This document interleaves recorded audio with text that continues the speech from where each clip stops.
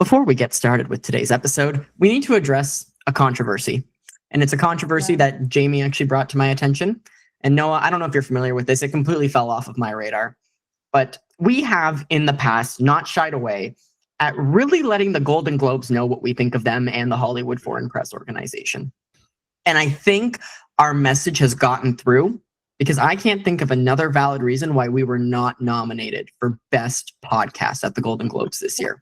Yeah, I think they're mad at us. It was crazy. Mhm. We've been blackballed. We have. We've been blacklisted from Hollywood probably in general now. But was it worth it? I think yes. Like Brando. I don't know. It's a crazy snub. I couldn't believe it. I actually couldn't believe it. And they had a bunch of nobodies. Do you guys, Amy random Poehler. Woman one. Who is that? I don't even know who that is. That was our award, low key. Who the fuck is Will Arnett?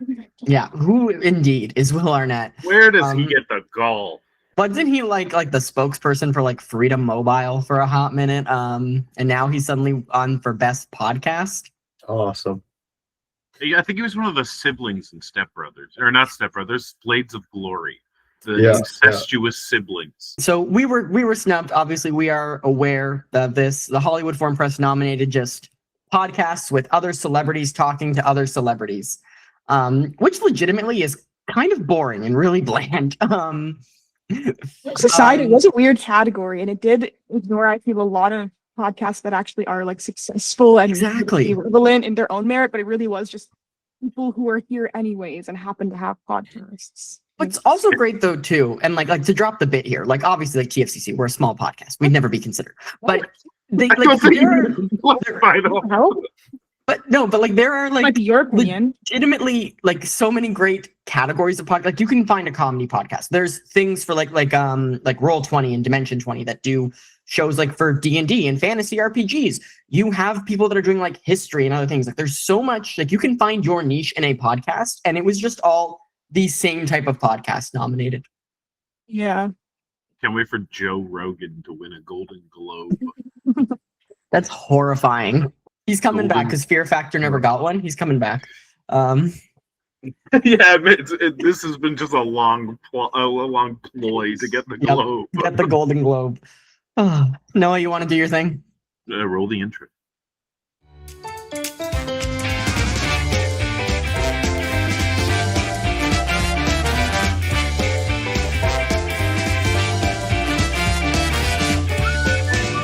Hello and welcome to 21st Century Cinema. It's the podcast about film and the film industry, and it's finally our long-awaited 6th season that we put on hiatus for who knows how long. By the time this episode gets out to you, hopefully this week. I'm one of your hosts, Joseph Delavecchia, and joining me, as always, is my lovely co-founder and also mother to many, many mice. It's Jamie Crivello. True. It's true. And also... And also with us today, trying to avoid a rolling blackout, is Noah Shepherd, all the way out on the east coast of Canada. Hi, Noah. Hey, how's it going? I just feel like every time we come back, we're back. I don't know if we were ever here. We're back real this time, okay? We can do it. It's manageable now, okay? Our time zones are fixed. I think didn't we say the next episode was going to be monkey movies? Yes, we still have to do the monkey movie episode. I still remember we still need to do the monkey movie episode. I think the issue with the monkey movie episode is that Jamie still hasn't picked her monkey movie. What? I did, didn't I? No? I think you have. Me and Noah have picked ours because Noah picked the Robert, was it Redford one or? No, Ronald Reagan. Ronald Reagan. Different guy. But I think I might change that and instead make you all watch the MVP trilogy, Most Valuable Primate. We're not watching a trilogy of we are. We're watching the trilogy. No. When I said National Geographic's Jungle School YouTube videos, that wasn't, you thought I was joking? I don't understand. I definitely did say that as my choice, but that didn't count. No. It has taken us so long. Keep what is art and what isn't. Okay, fine. I get it. Whatever. It has taken us so long to get the monkey thing out. Hasn't Jane Goodall died? I think she died well before we were talking about it, though. I feel like it's been, Okay. maybe like 2 All right. years, yeah. Maybe that's what brought it to our brain. What's funny though is that like we let like followers vote. Like our followers finally engaged with something Really? online, and they voted for us to make a monkey movie episode. And we've just been like, yeah, we'll get to it. Yeah. We'll do it eventually. Also joining us today, we have a special guest, and usually I introduce the guests, but Jamie, I'll let you introduce this one since you seem to be a lot closer to this one than I. Hi, this is Evan. Okay, good morning. That's First not how time- we do. Okay, fine. First time This is Evan. caller, long time listener, coming Oh, yeah. from the middle coast of Canada, on the coast of Lake Ontario here, the beautiful, beautiful coast. On the It's, opposite coast of me and Jill. No, opposite coast of Lake Ontario. Yeah, yeah. But thanks for having me on. Hi, Evan. Hi, Evan hi. MacGowan is joining us today, everyone. Evan, I appreciate that you have claimed to be a longtime listener. Can I know what's your favorite episode of 21st Century Cinema? It has to be the monkey movie one. The monkey Unreleased. movie was a fan favorite. That's in the archives, I think. I should have quit this show 2 years ago. The leaks online, the speculation has been really electric for the monkey movie episode. So I'm hoping there's not a primate snub this year. I know that it just came out, so I don't know if it qualifies, but It's taken us so long to get the monkey movie out. Ronald Reagan has died within the time. Anyways, Maybe for some No context for segue. listeners, no segue. Evan is my partner. That's what Joe meant by a lot closer. Evan, it's good to have you on the show. I know we've talked about for a little while having Evan on the show. So, and I know Evan, you're also a big movie fan yourself. I think you have seen more of the nominated movies than I have possibly. But interesting. so before we jump in, something we have to address was we do this episode every year. This is the episode that started the podcast. It's our annual tradition where we break down the Oscar nominees. And last year we got some negative comments where someone was very upset with us that we hadn't watched every single movie, but we're daring to talk about the Oscars. And so I want to point out a few things. Number one is there's this thing called Timely, and also the Academy does whatever the fuck they want. We don't always know what's going to be nominated. We do our best to watch what we can. We really do. This is also not a full-time thing. I'm really sorry to disappoint the listeners. This year we have done our best. I believe there's only 2 movies not seen out of the 10 nominated. So we have done really well this year, and we have a lot to talk about, but we will refrain from discussing those 2 movies, and we will not be giving any opinions on those. Jamie, go ahead. Sorry, I had a comment, but I didn't want to interrupt, so I raised my hand. For audio listeners, there is a raise hand button in this function. You can literally click this and now you have a hand. I Yeah. come up in like the videos, but then I need to say for video listeners and audio listeners, I virtually raised my hand. You can see what it looks like in the edit. If you are listening now and you're like, damn, I really wish they watched all the movies, it is possible, but it would have to be our full-time thing. And so you would have to go to the Patreon. Yes. And You'd have to give us, join Noah as the one patron quite of a the lot of Patreon. money. That's And then really we'll hitting watch, my bag. we'll watch all the movies. Maybe we'll soon do the monkey podcast episode. I don't know, but And also, maybe too, that'll help. we're trying to get these out as soon as the nominations come out while everyone's talking about them. We do aim to see all the movies by the time the actual awards come out, which is why our post show usually is a lot more informative. The issue is no one ever listened to our post show, guys, so we cut it last year. We didn't do it. I gotta be honest, guys. I'm not gonna see F1. You don't have to. You made a big promise. I'm not gonna watch that. Which were the movies that we hadn't seen as I an believe- acknowledgement? They are going to be Train Dreams and The Secret Agent, unless, Evan, you've seen either of those. I saw Train Dreams this year. Okay, there we go. So only Oh. one. Look at that. 9 out of Yeah. 10. Evan, you're invited back next year already. Look at that. Thank you. Thank you. Alrighty, so we need to go through very quickly, though. We're changing up the structure a little bit this year. We're going to talk about the best directors first, and then we're going to go right into best picture, just because a lot of the best picture, there is a lot of carryover this year with our actors and actresses awards. And so we're just going to kind of group everything together and talk about the movies individually as we go through. We will still go through our snubs, but before we dive into that, there are a few things that will, of course, not be discussed with the little bit of gaps that are in that overlap. So we're going to talk about a few of those things right now. And the first thing is actually going to be a surprise. I didn't put it in here because I wanted it to be a genuine surprise from Noah.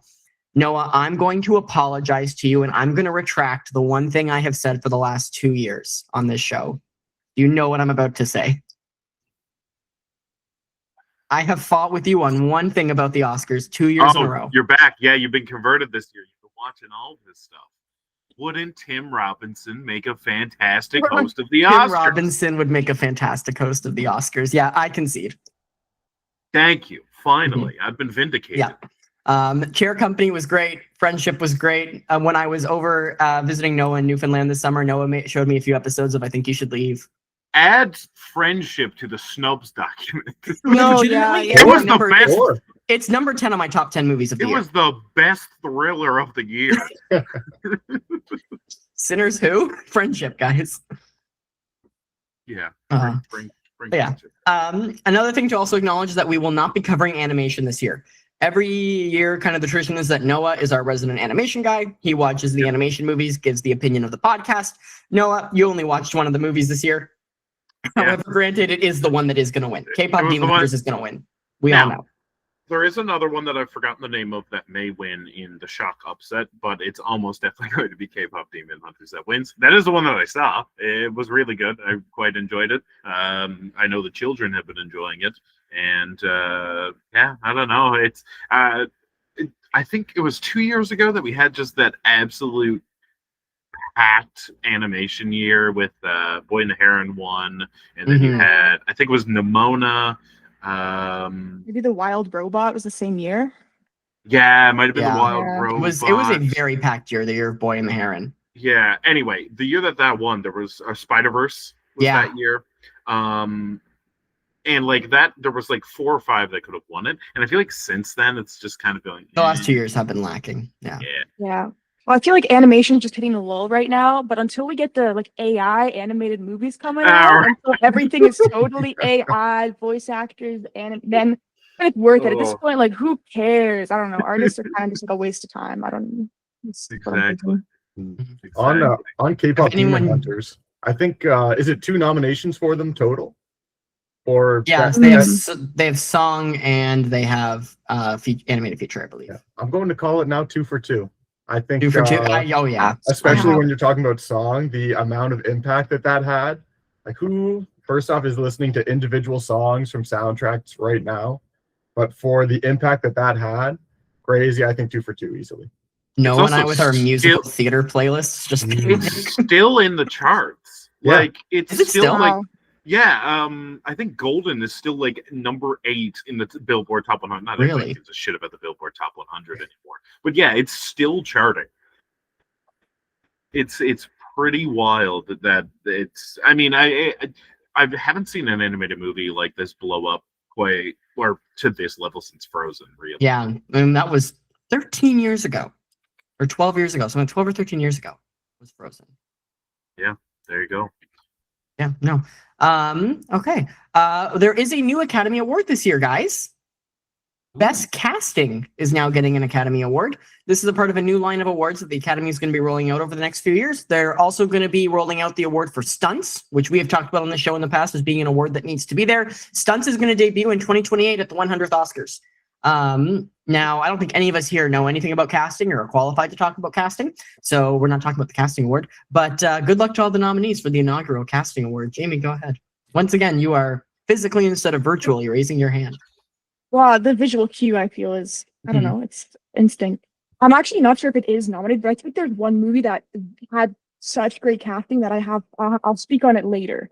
Let me make sure it Okay. actually is. Yeah, it totally I is. have them right up in front of me. So the pulled movies it up. nominated for casting are Hamnet, Marty Well, that's Supreme.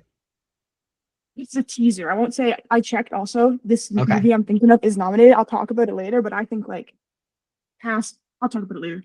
Okay, they Just are all Best Stay Picture listening nominees. to- Okay. Mhm. Are you going to make the goddamn twin joke? Is that what this is set up for? No, No, okay. no. Okay. I'm like, is this just all set up for you to be like Michael A. Jordan?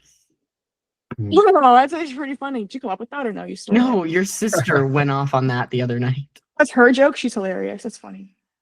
And then it turns out that actually every single character was played by Michael B. Jordan, which is crazy. Yeah. Crazy what they can do with That makeup Haley nowadays. Steinfeld mask they made for him was insane. Yeah. Um, On the new categories, can I petition for a new category to be added? yeah. What? I'm going to say, in lieu of not having any sort of children actor, just having a ballpark of best inaugural performance or best first performance. Mhm. Because shout out to Kevin O'Leary, Mr. Wonderful. I don't know if we want to talk about this a little bit later, and I don't want to get into spoiler territories, but I'll just say so that for real. His finesse in his craft, his ability with props was very appreciated. So a big shout out to him, and what a crazy surprise. I have been like thinking about how I'm going to approach my notes on Marty Supreme on this episode, because I have a lot to say about Marty Supreme. None of it has to do with Kevin. I completely I know he's in the movie, but like completely just was not on my radar at all until you were like Kevin O'Leary inaugural performance.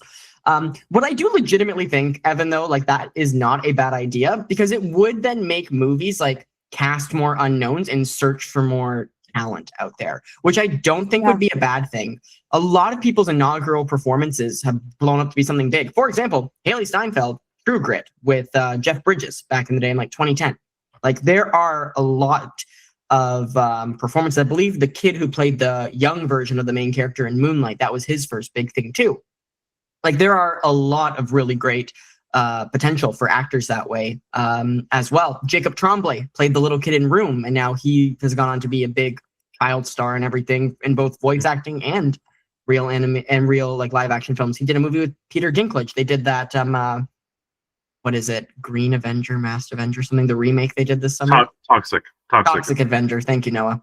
But they do have that as a category in the Grammys, and it is a very popular, important category. Best Like new artist. breakthrough artist or something. Yeah.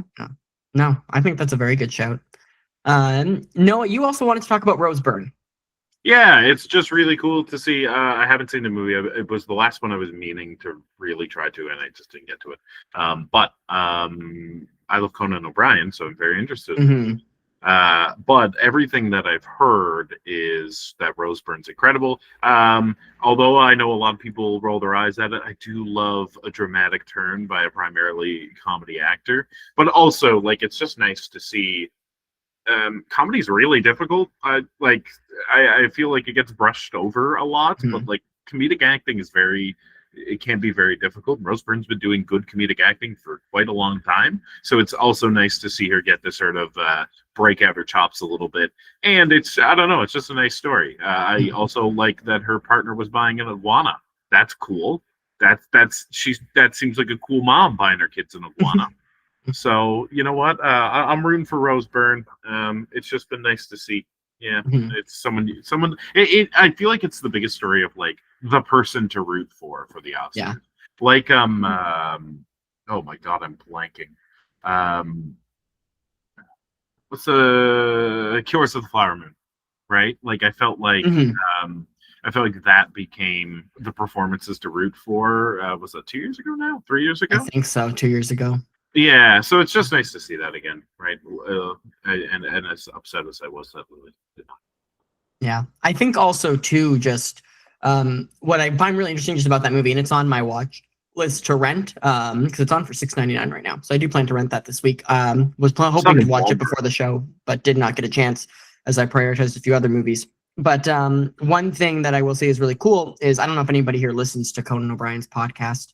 Good podcast, really big fan. Noah and I are very big fans of the Jeffrey Epstein bit from a few years ago. Really big fan of Jeffrey Epstein. No, the Jeffrey Epstein bit. Joe just said he's a really financier. My gosh. Big Okay. fan. Did you guys hear that? Joe said the file should be sealed. Yeah. Season 6 is the season we finally get canceled. It's long overdue. Joe's on the flight log. But what I was gonna say is that Conan talked about on the show, like they offered him this, like they wrote this part for him, and also too, like he had no interest in doing dramatic acting as well. And once again, I haven't seen it, but from what I understand in the clips I've seen, like he looks to be doing a pretty good job. So I'm very excited to see that. Conan O'Brien for best inaugural performance this year. That's my snub. And then Evan, you came to us with an interesting one to talk about. This is a movie that I have not been able to see, but was actually talked to me about by our friend of the pod, Jamie Rabonel. He covered it at TIFF this year. But Evan, you want to talk about Park Chan-wook and No Other Choice? Yeah, when I was watching this movie, it was definitely a standout for one of the most, I'll call it epic dramas, definitely of this year. I was really surprised to see that it didn't get any sort of nomination, especially for international. Some other things that stood out, cinematography was fantastic. I'm not going to spoil anything, but there are some scenes involving music that were just jaw-droppingly awesome. And not a single nomination. And I think looking behind the scenes, there is some controversy going around that it's probably related to his involvement in the writers' strikes, that he was kicked out of the Writers Guild of America because he was doing some script revisions during the writers' strike that he had called a directorial decision, but really it's falling under the writers' purview there. So I think, and people are saying that the reason none of his nominations came through this year was because of his expulsion from the WGA and this Writers Guild strike stuff. But I think it was a fantastic movie. It was one of my favorite ones of the year. It won, speaking of the TIFF coverage of it, it won the International People's Choice Award at TIFF. So you would imagine that would get some sort of nomination for an international film, but just seeing nothing for it, I think there's maybe something going on behind the scenes, that there might be some politics to this. Crazy. I didn't know it was so snubbed. I just assumed it was nominated for Best Picture, and I thought Lee Byung-hun was nominated for Best Actor because he was in the Golden Globes. I just was like, yeah, of course he's just going to get the nomination. But that's crazy. I like no nominations at all. Yeah. That's crazy. That was like might be one of my favorite movie of the past year. Like I had so much planned to talk about it, and that what? I didn't know that. I didn't know that till right now. That's yeah. I can understand like them not doing it if it is based on that decision for the WGA and everything. Like, you know, we talked a bit in our WGA episode just about like, you know, the solidarity and how important it was for that united front for the writers, especially with Gen AI being such a big focus. So I understand like if that expulsion has led to this as well. But yeah, but it also doesn't surprise me that international cinema is the first thing to kind of get the cut as well. Yeah, and just to touch on that a bit, that I think this year, especially for some of the Best Picture nominations, we're seeing a lot of, or the inclusion of more international films. Mm-hmm. So I was seeing that even for the voting, a lot of the voters now, I think 25% are outside of the US. So I think that that's going to be a bit of a trend. And I think hopefully growing the Oscars and the prestige of them internationally, because before just having one, not throwaway category, but one consolation category for international, whereas every winner for all the categories were going to be US films. I think it's going to be really good for that, but still with this focus on international movies, the fact that this stellar one didn't get any acknowledgement was I think something was going on there, whether it was, you know, deserved with this writer's strike or for someone that had so much buzz around them with movies like Old Boy being such a beloved movie, that I think it's interesting. I think it's not going to be taken very well by him. So I want to see what he does next with it. Mm-hmm. Yeah, I think like just on that, I think Roma really set a precedent back in, what was it, 2016, 2017, that kind of put us onto this track. What I also really like too is that, I don't know if you're familiar with this, Evan, but the Academy is now enforcing and trying their best to track as well people actually watching all the films that they vote for and the categories that they participate in. So not only is the Academy expanded, but they're trying to actually make it that you can't just vote for the popular thing and then the popular thing or the thing that's getting press at the time wins when it probably shouldn't have, like Green Book and Coda, which we could delve back into those movies, but that is just crazy that was not happening. Yeah, for 98 years. Yeah. Personally, I feel like Green Book's is a bit of the bigger crime. Like I still kind of think Coda's a fine movie. Probably not Best Picture quality, but you know, think it's the bigger issue with Coda is that people in the deaf community don't think it's a fine movie. Exactly. But yeah, it's just That's insane that wasn't already happening. Yeah, that is insane that it took up until this point. There'd be podcasts covering these movies that haven't Mhm. seen the majority Yeah. of them, and I'm really glad that we have this enforced now. Okay, maybe we You know? deserved that one. I like that we Um, also didn't change this year. Yeah. I tried my best to No, watch we them. I have- couldn't find a way to watch the final two. It's just Legitimately, really troublesome. and I was talking to Jamie about this. Like, so Jamie's living up in a city about 40 minutes away from me. I'm a bit more southern, and where Street we address, are. postal code, right No, now. fuck Put it off. on the internet. But this is not E3. We're not doxing our hosts, okay? They did that. E3 doxed like a bunch of YouTubers. Nobody knew this? Okay. Anyways, That was Joe, are the you only- saying we've never doxed one of our hosts on this podcast? Like no one's email has ever been given out on this? Is that what you're Yeah, saying? Joe. Is that what you're saying? Chevronoah13 never at gmail.com, official email the show, even though we have an official Okay. show email now. As I was saying, which completely lost my train of thought. Oh, yes. One of the movies that I'm most excited to see this year that I just still haven't been able to see is Hamnet, because it hasn't been shown anywhere near me within like a 45-minute drive. And I tried to stream it this week, and it's not even available to rent or buy yet, let alone stream. So I have no way of watching this movie that I have no doubt is absolutely fantastic and that I really want to see. But yeah, I have not Yeah. watched it yet. Yeah. Yeah, I had to go into Toronto to watch it. Like it wasn't even in my medium-sized city. I had to go. So you drove like another 40 minutes from your 40 minutes away from me. And I'm Yeah. in Newfoundland, so basically any movie that gets like I'll say that for lack of a better term, any artsy movie, it usually like it will come to the Cineplex, but it usually play for a week, and if I'm not available that week, I just don't get to see it. Yeah, I heard you guys finally got La La Land out there. That's Yeah, I know. I didn't like it. Oh, well, you can talk about. this, Wait, Evan, or whatever like now. the golden question of this show that we ask everyone that no, No, one it's will like ever we're not agree going to with talk me about on. it. Do you No. like La La Land, Evan? I like La La Land. Do you I think like La La Moonlight or Land La in La general. Land should have won the Oscar? I never ended up seeing Moonlight, so I'm going to go on default and say La La Land. I Okay, I've enjoyed got an it. ally. I Finally. really believe in that like woke mind. Mm. Here's out Moonlight's trying to push, you know. He thinks it's propaganda, so Since our last episode, Jamie's gotten red pilled. Literally, guys, like somebody is going to be listening to this episode and like not realize Jamie is joking in half of her comments, and we are gonna get like blacklisted for like AI support and our woke views of Moonlight. And sorry. I'm slash J. you just have a very deadpan humor, which is why it's like I can see someone very much just misinterpreting. We don't like AI in the show. Noah's made that clear.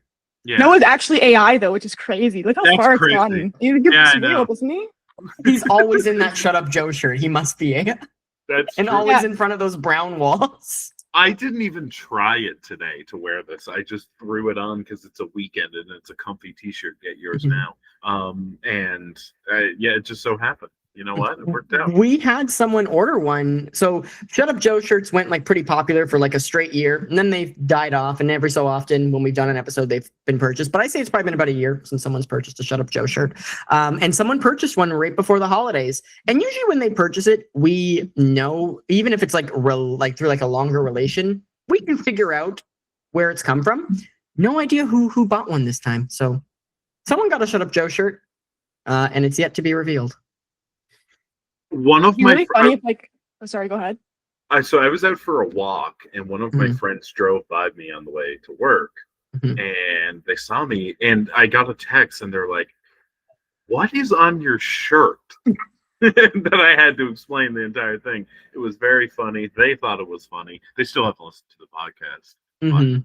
You know Do you what? advertise actively to your friends, Noah, that you're on a podcast? That you are considered an equal third of this podcast. Like, do you say it's my friend's podcast? Do you say it's my podcast? Like, I'm so genuinely No, curious. about this. I advertised it originally. Mhm. I haven't advertised it in a little bit because I just kind of assume everybody knows, and also like whatever. Mhm. If we're not going to upload consistently, I'm not going to promote it consistently. That's fair. That's But fair. no, Okay, I did share it as Mhm. like a podcast I do with my friends. Mhm. Okay. I want to make sure you feel like an equal. I know you came into this like a year and a half into the operation, but I want to make sure you feel equal to this. I feel like I may be 40% of the podcast now. I kind of feel above the rest of it. And what, Jamie's 60? Yeah, you get Oh, yeah. Actually, I'm only 55. Evan's got the other 5. Oh, I've got the other 5 now. He's Got in it. now. Yeah. Who are you? Is this guy? The guy on your shirt. Oh, right. You know, like it should be such an ego boost to me that I'm on like merch and on a shirt, but like it's also like what the design is and everything. It really like it brings it back down. Didn't we have like a bunch of listeners from Germany? Wasn't that what we found out? Germany and Russia we've had over the years. Yeah. All right. We topped on the Apple podcast charts for film in Russia for like a week back over COVID. Guten Tag. This whole podcast is a Russian psyop anyways, so I guess they're just checking in on how we're doing. Mm-hmm. There's a bunch of Russian films snubbed this time, actually, you know, I don't know. Let's talk we get into actually yeah. Let's talk about Best Director, guys.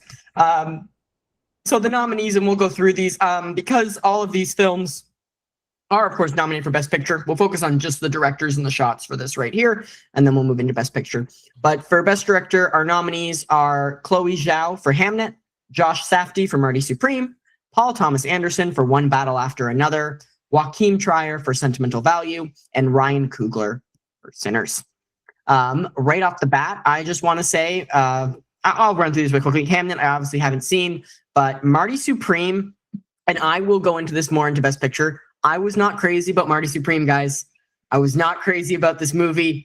I'm just mad. But from a directing standpoint, I think the shots were really great and the performances were really great. My main issues with Marty Supreme come from the story and the pacing, which I'll talk about later. But so I think Safdie being here is well deserved. I do, however, not believe that he has anything as strong or as memorable as One Battle After Another and Sinners. While I was not a fan of the ratio changing in Sinners and the way Coogler shot that specifically, it is very dynamic, and I just feel like there's a lot more interesting shots in both that and One Battle After Another. I'm not a person to defend Paul Thomas Anderson, as we know on this podcast, but I actually did like One Battle After Another. It's probably the most I've enjoyed a film of his, and so between those two, I just feel like they are definitely a lot more memorable in a lot of the composition too, a lot of the frames. Coogler, like I said, did the aspect ratio shifting. Wasn't that big of a fan of it, but still it was really well done. And a lot of really great use of natural lighting with Coogler, especially with those nighttime scenes as well. And so I just think it's a lot more memorable than just Marty Supreme, which while it was shot and it looked nice, I don't remember one scene in that movie standing out for its technical aspects versus what happened in the scene, for example, and the performances. So that's where I lie on that. But I would love to be told why I'm wrong. So whoever wants to jump in first. I have not seen Marty Supreme, so I won't comment on that part. But I agree with you. I think it's chances are what we're seeing is a bit of a 2-horse race for this specific category. I think Best Picture it's a little more open, but I think Best Director is either going to go to Coogler or PTA. I've heard a lot of great things about Zhao, though, with Hamnet. Absolutely. I'll come back to that. I also haven't seen Hamnet, but I have a theory. But I think they're going to do the thing that they do, which is big record, lots of nominations. It's going to win, it's going to win a bunch of different things, but not Best Picture. Because usually the most nominated film does not win Best Picture. Also, it's Oppenheimer. I think that was the only one in recent memory. So I think Coogler is going to get Best Director. Personally, that's what I think is going to happen. Personally, I think I'd put PTA. Those are the two that I've seen in this category. So those are the only two I'll talk about. In terms of direction, I'd probably put PTA maybe a little bit above. I just thought it was a little more dynamic for One Battle After Another in terms of specifically direction. Not necessarily my thoughts on which film is better, but I also loved both of those films. They're 1 and 2 of my films this year, so. I also think too, like Coogler got a lot of buzz around Black Panther, of course, when Black Panther was nominated, and so I think a lot of people are feeling very overdue for Coogler because not only for the achievements and what he's done for film, but also for the Black community as well too, and for a lot of culture, which is present in all of his movies that he does. So I can also see that kind of being like, with Sinners being the big cultural thing that it was this year for both critics and audiences, this kind of being that perfect storm for him being recognized, not just the movie and everyone on it, like you're saying, Noah. Joe, you're talking about overdue. And I think with this being a 2-horse race, someone's going to end their drought. But both PTA and Ryan Coogler have 0 wins. I think PTA has. PTA is not overdue, in my opinion. Okay, that's fair. But I think he's at maybe 14 nominations now. So something crazy high with 0 wins. I think. I think with the amount of love coming to One Battle After Another, I think the word on the street is maybe that's the favorite for Best Picture as well. That I think that he is going to get a lot of love in the Oscars, and I think there's also just going to be a bit of that narrative in it of not just the movies against each other, but the 2 directors against each other as these 2 people that are overdue. Do we see the same Best Director and Best Picture?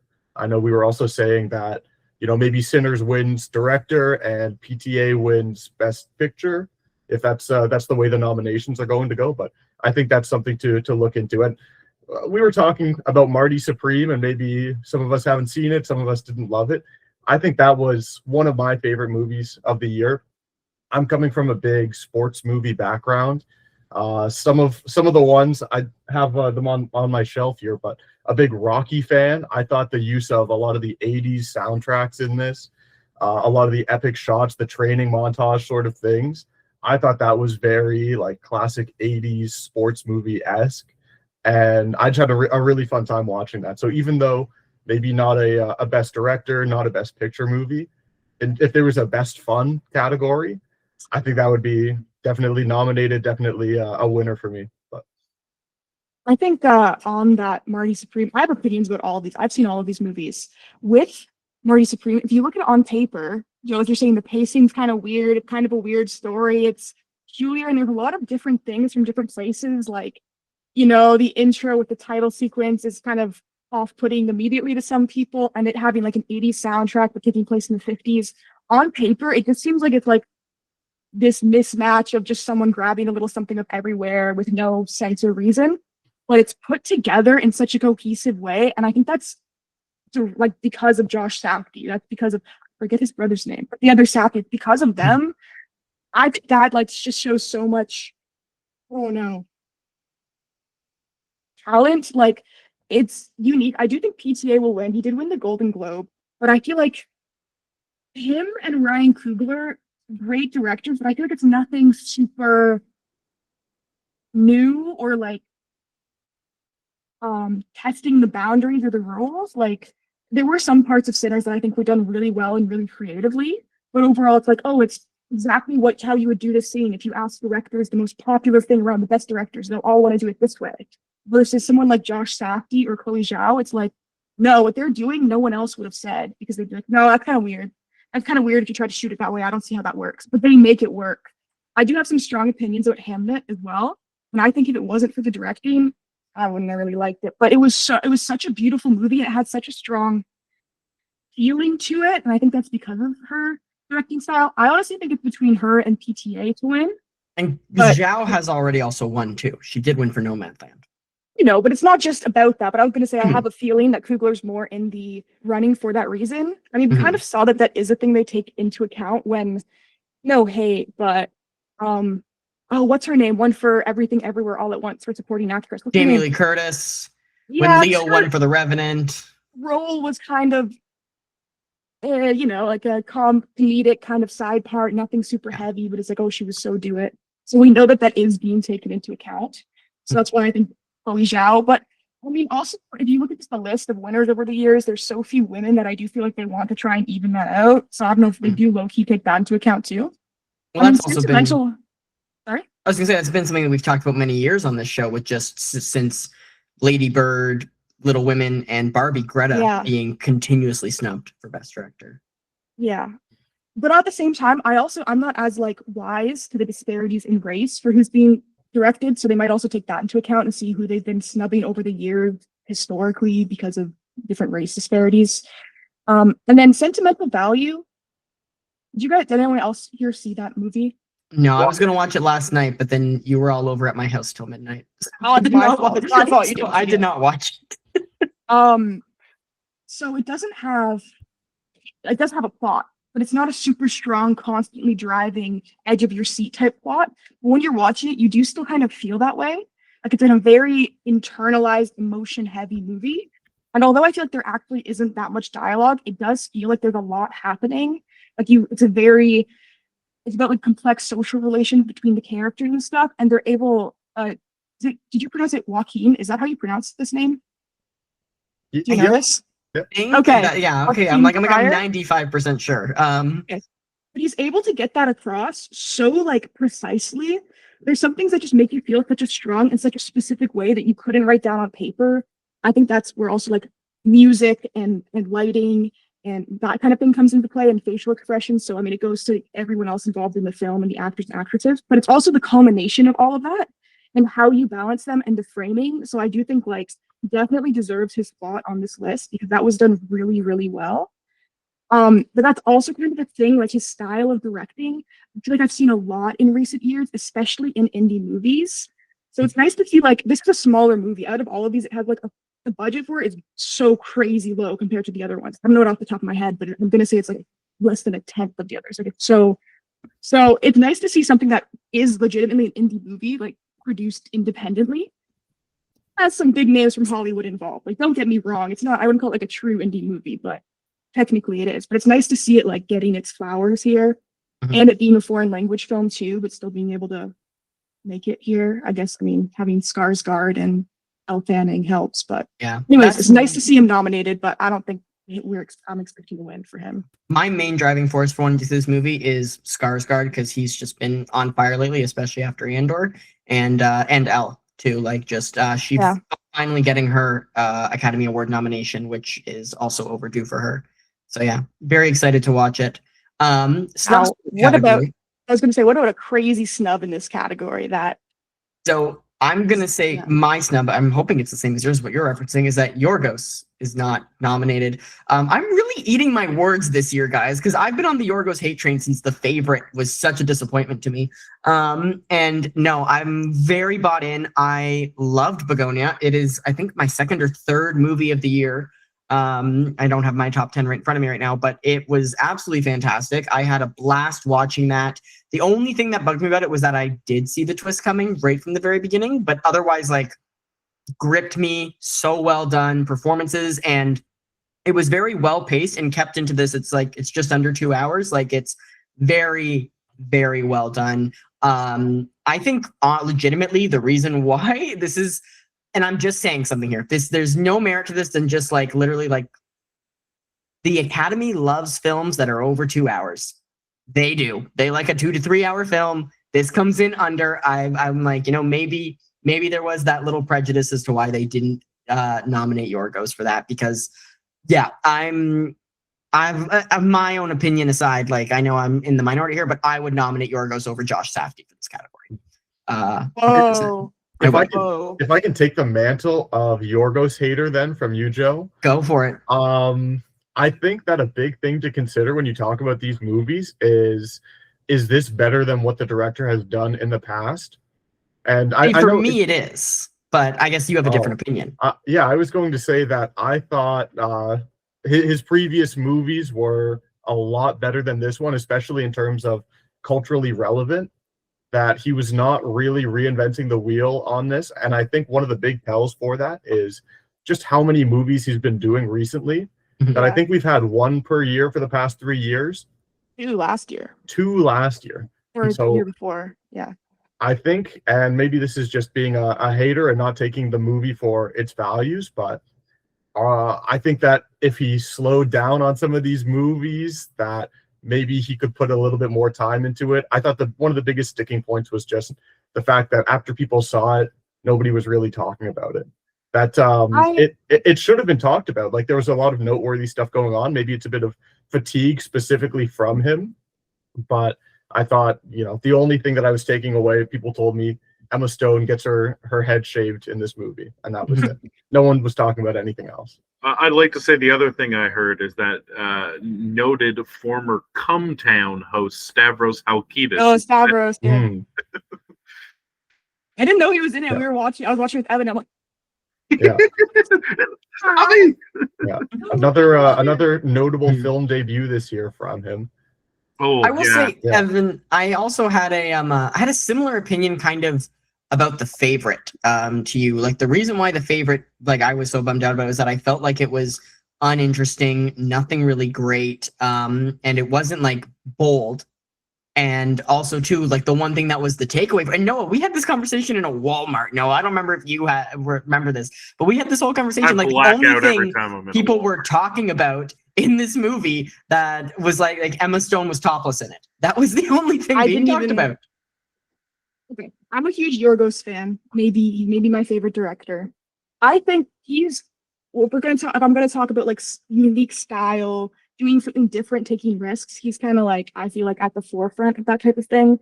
But in saying that, Begonia was like his most palatable movie. It was the most like consumer, accessible, accessible to a general audience. Maybe you liked it, John. Maybe just like you do. Anyways, you saying that you saw the twist coming, I don't accept that as a comment because either end, there's like, well, is she an alien? Is she not? Either end is a twist. Like either end is a twist. The whole movie, you're going That's back fair. and forth. So you can't be like, well, I get the twist. You can say that either way, but I think it was very fun. Like how Evan said that Marty Supreme would win the fun. No. I think Begonia would. I think it was incredibly fun. It's, like kind of a dark premise, and there were dark things happening in it, but it happened in such a, I don't know, not like a fun way. Like, oh, yippee, they're like torturing a woman or whatever, like not fun like that, but in the same way, like, I don't know, you just have a good time watching it and you're very invested and you're like, oh, I hope she gets out. But wait, is she an alien? I hope they get her. Or like, oh, it's so you're on the edge of your seat. There's just like a bunch of different things happening at once, but they're all, I don't know. I think it was done very well. I think the Yorgos fatigue could be real, being like, I do well, agree he's that had a is lot a thing. lately. I think that's mainly what. But I think just because of his most palatable movie, it's like what normally makes his movies so great was just dialed back on this one. Hmm. So it's somewhere between. It's not, oh, it's great because it's the perfect movie from the film theoretics point of view, or it's the perfect movie because it's so experimental. It's like not quite fully there on either of those. So I think it strikes a very happy medium where like it's a great for people to get into him and for people, a wider audience to enjoy it. But it's not going to be the wider audience's favorite movie. It's not going to be a Yorgos fan's favorite movie. So it's not really strong in either direction. So I think that's perhaps why we already had, like Evan, you and Joe were saying already differing things about best movie, not his best movie. Yeah. Joe, hating on the favorites, not hate it. Still don't hate on this man. Sorry. Don't hate on this man. To add some validity to making a palatable movie, I think pretty notably, another movie that was the director's most palatable, One Battle After Another. Yeah. Yeah. That was 100%. an incredible, like that had his twist on it, but that was an incredibly like approachable movie for anyone, where his previous ones not so much. And I think that that's going to be reflecting in the amount of people that saw it and the amount of Oscars that it's going to win. What I hope is the takeaway from some of these things, including Begonia, is I hope that it doesn't tell directors to lean more into that and to kind of lose their original voice. Now, Sorry. Yeah. Go ahead. well, luckily, Yorgos had a lot of love for Poor Things as well, so I don't think that he's going to take that away. But for PTA, I think how tempting could it be to see, this one movie that everyone is praising you for and not go more in that direction? Especially after all of the times you've lost. Yeah, absolutely. Part of the reason that One Battle After Another is so being hyped up so strongly by everything, I think it's a good movie, don't get me wrong. But yeah, I do think it's like less PTA than his previous ones, and it's a more step towards like traditional movies and like what audiences want to see. It's kind of because the political and topical aspect of what it's about, that people watch it and they go, this is exactly how I feel about these things, and this is so topical right now. Yeah, it's relevant. Like if this came out far, like a decade in the future, hopefully we're past all this very soon. Hopefully it loses relevance very soon. Sorry, my dad just walked into here. Hello? Or if it was released in the past, like it just wouldn't get the same. I'm distracted. I'm sorry. That's My okay. dad. He's a tall I man. think like that has a huge, especially because like the Academy and like this kind of side of Hollywood loves to like virtue signal and just being like smoothly that like represents very left liberal views. If we just say that we really love it, then we get those brownie points without doing the work. So I can't help but feel like that has some sort of effect on it. Yeah, and I think that's also just something too that we always need to think about with the Academy when they are nominating movies and why there are always so many snubs. Is because there is a political side to Hollywood and the awards. Talking about directors at their most or least successful, I love a director at their least successful. I loved Asteroid City, Wes Anderson. Like, I think that's I adore that film. I think it's one of his best. I'm one of my favorite directors right now is Robert Eggers, Year After Year, and he just does not want it to be accessible, right? It's if you are coming to see it and you either love it or hate it. I love that. And I feel like for the first time in a while, who I think was maybe snubbed for a Best Director nom, even though he's had a billion, Guillermo del Toro with Frankenstein. I think a lot more people expected that movie to be more accessible because it's a Frankenstein movie, but it is. I find it's not at all, and that's what I really like about it. I think it's Guillermo kind of getting back in his bag a little. I was, we have The Shape of Water, we had Nightmare Alley. I'm like, yeah, those feel like Guillermo, but this is him. This is more so representative of the weirdo shit he gets on, and I'm just glad he returned to do it. I did like Frankenstein, but I feel like it fell flat on almost every single front. And I think like it had great set design, costume design, framing, like the aesthetic was there. Like Guillermo del Toro nailed like what it looks like that, but everything else, maybe a few other caveats, just totally fell flat. I did like it, but it just kind of a lot of the like performances and the displays and just the way things were like portrayed in the movie just kind of felt like mid. And I do feel like it was much more accessible than like I really love the Frankenstein book. And so of course hearing like, oh, a horror enthusiast who like is artsy and not afraid to shy away from these kind of like unacceptable things is making this movie. This is more about the writing, but then to change it to be like, oh, Frankenstein, he's just like a little innocent little shy away from these kind of like gross kind of like, I don't know, it just felt very what people want Frankenstein to be. What it actually is, and so it just like missed the whole point. And I feel like a lot of the other portrayals of the characters in how they, not just the writing and the acting, but just like the portrayal point blank, which I think you can it's the responsibility of the director to get that together.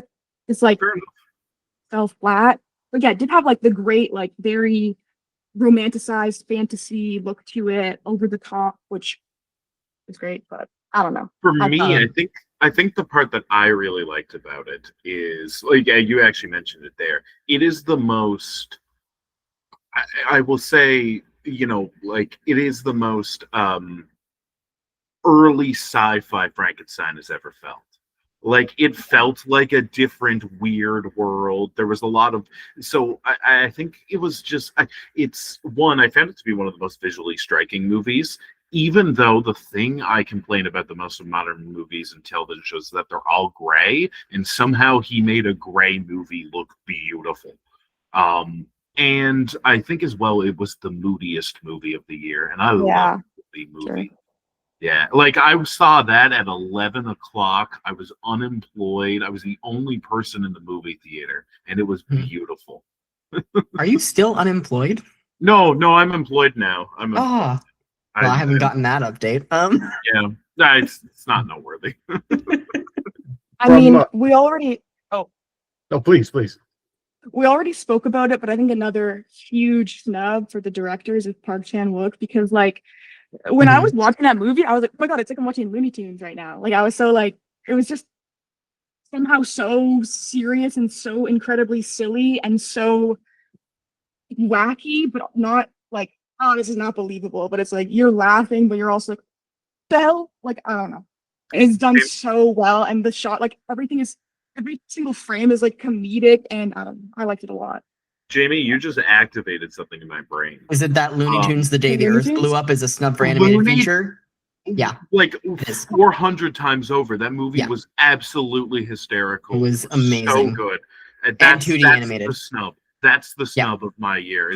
There's a Looney Tunes movie this year? It You was don't know fantastic. about what? It was Sorry, I'm so not like good. on the Looney Tunes. I saw it train, in but theaters. It was probably think- fantastic. Same here. Cannot In wait for theaters Coyote versus again. Acme this year. Whoa. Fantastic movie. Anyway, sorry, I just wanted to pop in that before I forgot it. I want to backtrack just a quick sec to talk about Frankenstein, just because I'm going to say my opinion on Frankenstein once, and then I'll abstain from talking about it for the rest of the episode, which is that I do not care for the story of Frankenstein. I feel like it has been done far too many times. Do not care. Do not think there's anything exciting. I did give Guillermo's Frankenstein a chance. I do agree. It is shot beautifully. It looks super, super cool. It has that gothic romantic tone. It's just still Frankenstein though to me, and I don't care. I don't love it. I don't hate it. I just don't care. And actually, I don't think, in my opinion, Frankenstein has not been adapted once. It's actually crazy how many adaptations there are, and it hasn't been done once. What the actual story is and what's happening. It's not like, oh, this guy's crazy. He makes a monster. He's the real monster. It's so much. I think Frankenstein is an allegory for the female experience, but you can't watch any of the movies and get that out of it. You can't. Like, it's just not there at all. It loses all the nuance. But even the stories, like the second main character before the monster, the creature, is going to be this guy called Henry Clerval. A single film adaptation at all. And that, I don't know, it just totally changes the story. He has a huge role in how you perceive Victor Frank. I'm not going to go on a huge Frankenstein rant, but it's, in my opinion, it's actually never been adapted properly. And with each new iteration, it's like, hey, this is the time. Maybe this is it. We need a female-led Frankenstein as well. Yeah. Well, my question. I have two Frankenstein questions. One, adaptation of Frankenstein. Are we not talking about Poor Things as a Frankenstein? Especially as a female-led Frankenstein? Accurate one, to be honest. Well, I think female directed, that still honestly does feel like, okay, yeah, man made this movie, whatever, not to be a man hater or whatever, but yes, this is coming from the person who also just said Yorgos is your favorite current director. So like I feel like that's a valid opinion to have. In terms of like being the same thing Frankenstein is trying to get apart, because in that movie it is like she's innocent. She's not like turned to hate the world and turns evil or whatever. And then when Frankenstein adaptations do that, it's just done without the nuance where it's like a villain origin story instead of being about how you interact socially and how it affects your identity. Mm-hmm. Maybe we'll need to do a whole episode on Frankenstein or something. I don't know. Monsters episode. My second Frankenstein question. So I was saying we had Poor Things 2023. Now we have this Frankenstein. How does this affect Frankenstein's legacy? Do we think this will make people excited for Frankenstein? Because kind of notably, and there's not a lot of talk about it, but there's a big Frankenstein movie coming out next year, The Bride, that has a lot of people in it, right? We have Jessie Buckley as well, which there's going to be a lot of buzz about Jessie Buckley. But will this make people maybe more exhausted about Frankensteins and even take away from this in the future? Or is this having more people coming to Frankenstein, especially Jimmy was talking about the true story of Frankenstein? I think after this movie came out, there was a crazy surge in the amount of people buying the book and reading it. I can't lie, I didn't read it till the movie was announced. I read it. Now there's two different versions. There's like an 1839 one that was edited by her husband, Lord Byron, and that's the one that got published widely. But there's an 1818 one that's her original book. And for like the first time ever, that one is outselling the edited version. So people are kind of paying more attention to what is actually intended, totally untouched by like people worried about the consumer, like how are people going to take this, more just like what she was actually writing originally.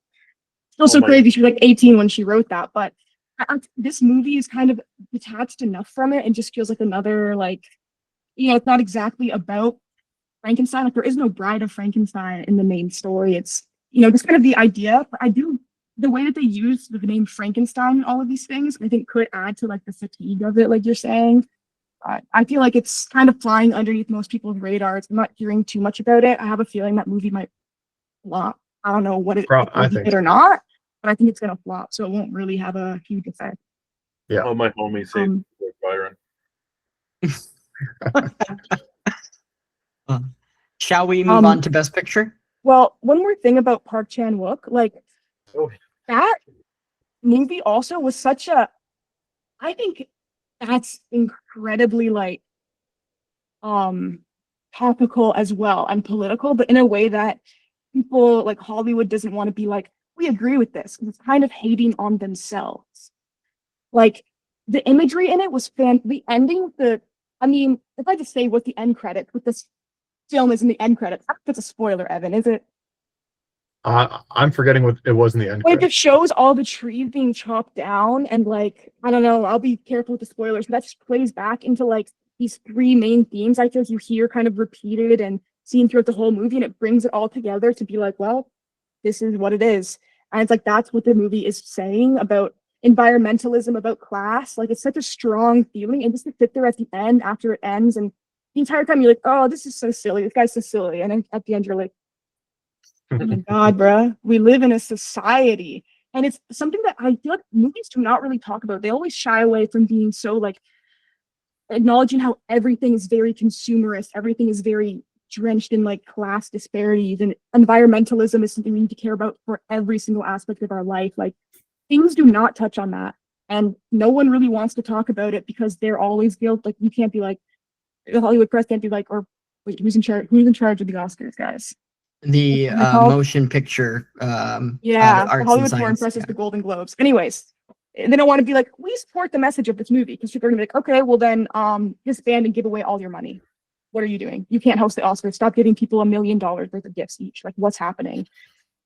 It's like it has a very strong political message, and it's portrayed in a way that you empathize with each side, but you see how the one side gets to you and where the actual empathy lies and how it drives people to believe in living one way, even though they might truly, their beliefs lie in the other way. I don't know. I was thinking about the messaging of that movie. There are like main characters really into plants. He works at a paper company, and there's a lot of things. Talks about AI in there, not directly, but huge, like, anyways.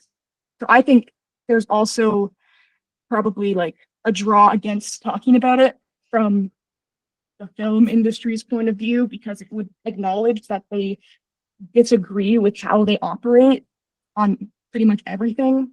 But anyways, that's my feel on that movie. Best picture? Actually, most known for that is this movie called No Other Choice, and I actually think sorry. Well, alrighty. Picture? Let's go through each of the best pictures and give our takes, opinions. We're going to talk about actors. We're going to talk about performances. We're going to talk about all the technical shots, cinematography, directors, writing. Everything about it is fair game here. Why don't we start off, Evan, with the one movie that you've seen that no one else has seen? Why don't you tell us about Train Dreams a little bit? Okay. I think that Train Dreams, the biggest takeaways from it are, to someone who was maybe going in, hearing a lot of hype about it, hearing that it could be nominated for a best picture like this, I think a lot of people might have come away underwhelmed from it. I think there is kind of reasonably not a lot of buzz going on, specifically because it's not a movie that has a lot going on. It's a big period piece, and I think there are a lot of themes of stoicism in there, and really just remaining unchanged as the world around you is changing. So there might be some topical takes on that of, that's literally me. Everything is changing. I need to be the strong person here. I think that where it did get nominated as well for cinematography, I think that's very valid, that it looked incredible. I wonder if there was consideration, was it nominated for any sort of costume? It was pretty basic in that sense, but I think that it's definitely not going to be one of the movies that sticks with people coming out of 2025 as a great movie. I think that it was an incredibly solid movie, but just from a lack of a lot of things going on in it, I think it's not going to be incredibly memorable. I think it got its flowers. I even think that the best picture is really standing on the shoulders of the cinematography in it. But I think in terms of best picture, it's maybe an outlier as one that isn't as well-rounded, specifically in, and I could get some criticism, but specifically in some of the writing for it, that a lot of the narratives weren't so compelling to me. But a very valid, a very solid movie. That's my takeaway. It did actually not get nominated costume. for writing. It did get nominated for writing? It didn't Yeah, get for best costume or writing. production design. But for best writing, it's adapted. It's an adapted screenplay. I don't know what from. Well, novella.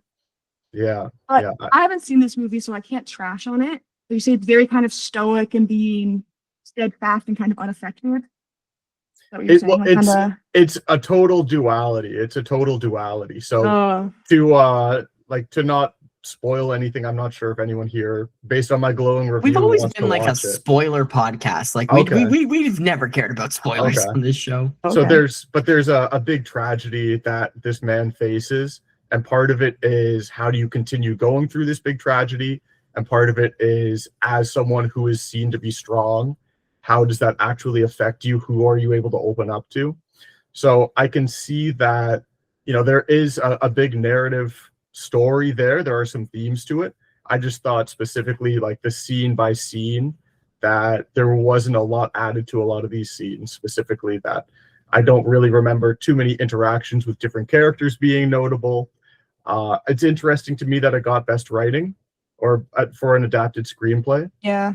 I'm not sure, to be honest, and to be a bit of a hater, I'm not sure if it was a more empty category this year or what happened. But if I were betting, I probably wouldn't bet that it would win best writing. Yeah, like I was saying, I'm not going to totally trash in this movie, but if movies are like kind of being like, well, being stoic and being able to be unaffected by things or whatever is like a good thing, I'm kind of such a hater on that. I'm like not being like, you're going to be super stoic and like unaffected by things. I think it kind of gives like anti-intellectual type of beat. I don't know this movie specifically, but typically I hate on that. And looking quickly at the cast list of this movie, only female characters, the guy's wife? What's going on? There's maybe one more No, who in the entire cast list. Felicity Jones is like and then there's one more, Carrie Condon, and the rest are all men. There's like 17 of them. What's going on? So I'm just not gonna watch the movie. Well, no, but whenever I see that, I'm like, bro, this movie's about to be so bad. It's so weird to see something like that. I don't know. Did the women have like significant roles? Was he more than just like kind of his wife, being like a mother-wife figure? Or was that her role? They were not incredibly deep characters. The women there. They played like good characters in the sense that they were shown to be very multifaceted, that specifically from a woman's standpoint, that like they were very capable, right? They weren't just seen as, especially for a period piece, they could have fallen into the trap of, okay, this person is only a wife. They're shown as like being able to do many things, but they're not really fleshed out. Like, for example, the wife, really the main character in this, I don't think we ever know about her backstory. We only know her through the lens of this is where she first met the husband, the main character. Yeah, like her role is just kind of wife. Yeah. Can I jump directly to another movie on the list, or do you guys have anything to say about? No, I was going to move on to Sinners, but can I have to jump ahead and talk about F1 first? I wanted to save F1 because it's going to be such a great piece where we all lose our minds as to why this movie's nominated. But if you really want to jump to it, we can jump to it. Let's jump to it. On the topic of women, close this. Oh my god! Like the only female, female woman, whatever. There are only the two women characters. One of them is like, I'm a woman, but I can do this too. And that's it. And she's like also the love interest, of course, and she's beautiful and skinny and white and young, of course. But she's like, I can actually do this role just as good as a man. And it's like, oh, look at her, such a strong woman. Like, oh my god, what the hell? This is like so far past what it would be acceptable in any sort of blockbuster movie. You would see this 15 years ago and people would complain about it. It's getting like a movie that's getting acclaim, and I'm like, what? This is really wild for her to be like. You know, it would be different if it was an older, not conventionally attractive woman. It wasn't a love interest, and she was fleshed out more, and you had more of her story, and she actually was better than them, or she was like had personality. She doesn't. And then the other one is just one of the characters' moms, who's just comedic, being like, "Don't you know what's going on? It's a car. My goodness, I don't know what a car is," and that's it. Just she's supposed to be like, "Oh, you're an ignorant mother that just loves her son and doesn't know about cars because she's like a woman." And the other woman is like, "Well, I know about cars even though I'm a woman." That's it. So this movie was made for dads. There's not even like side characters that female characters that have there's nothing. And I'm like, Mhm. this is really wild. This is crazy. An The interesting, only one interesting thread. She was also in Train Dreams, so I'm not sure. Dude, that was Carrie Condon. Yeah, That was in Train Dreams. Yeah. yeah. I like her, but I'm like, oh, what are you doing, girl? Like, this is so, I don't know.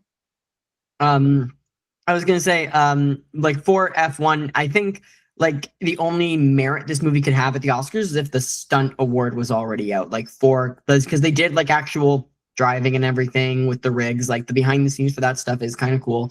But otherwise, this is like there's not much of a story. It's overly long and it's bland. And I completely agree with you. A lot of the characters are just one note. This movie has no reason being at the Oscars Yeah. whatsoever. It is legitimately just a movie made for dads. That's the target is. audience. Are you a dad who likes cars? It is the Top Gun Maverick legacy slot. Yeah. Watching it, I'm not like a big sports person, but I think watching an actual F1 match, like an actual F1 race, would be more interesting in this whole movie. The entire time, I'm like, this is kind of like an F1 match, but you only know about the one guy. Like, that's how it's being presented to you. There's one guy who's really cool, and the rest are faceless nobodies. Well, when you watch F1, they're all probably kind of cool guys and have personalities and histories, and you have people telling you about it. Another thing about one female character, yeah, it's Carrie Condon. Like, she's beautiful, she's young, she's whatever. And part of like her, she has like a little bit of a backstory, and it's that her husband left her because she wanted to be a car engineer. What? What? You're telling me like that her husband is like, no, women can't do that. I'm leaving you. And she's like, well, because like he didn't think women could do it. She already was a successful engineer, by the way. But just that it's like, oh, because women can't do this, her husband left her for that. What are we doing? Do you really, is this your idea of what misogyny happens? And then this is being empowered is, it was crazy. It was like unacceptable. So it's crazy it's on here. I feel like also the marketing was really interesting that at first I thought it was like a true story about something Brad Pitt was doing. It was like Brad Pitt, F1. I don't know, kind of weird. Yeah, If I- it was very much like, yeah, but I think Brad Pitt's name on some of the marketing is bigger than the actual movie title. Yeah. Yeah. Yeah, if I can nominate this for an alternative award rather than Best Picture, I would call it maybe one of the best IMAX movies of the year. That I think there's some validity to seeing an awesome movie on an awesome big screen. But I would put Sinners above this for IMAX.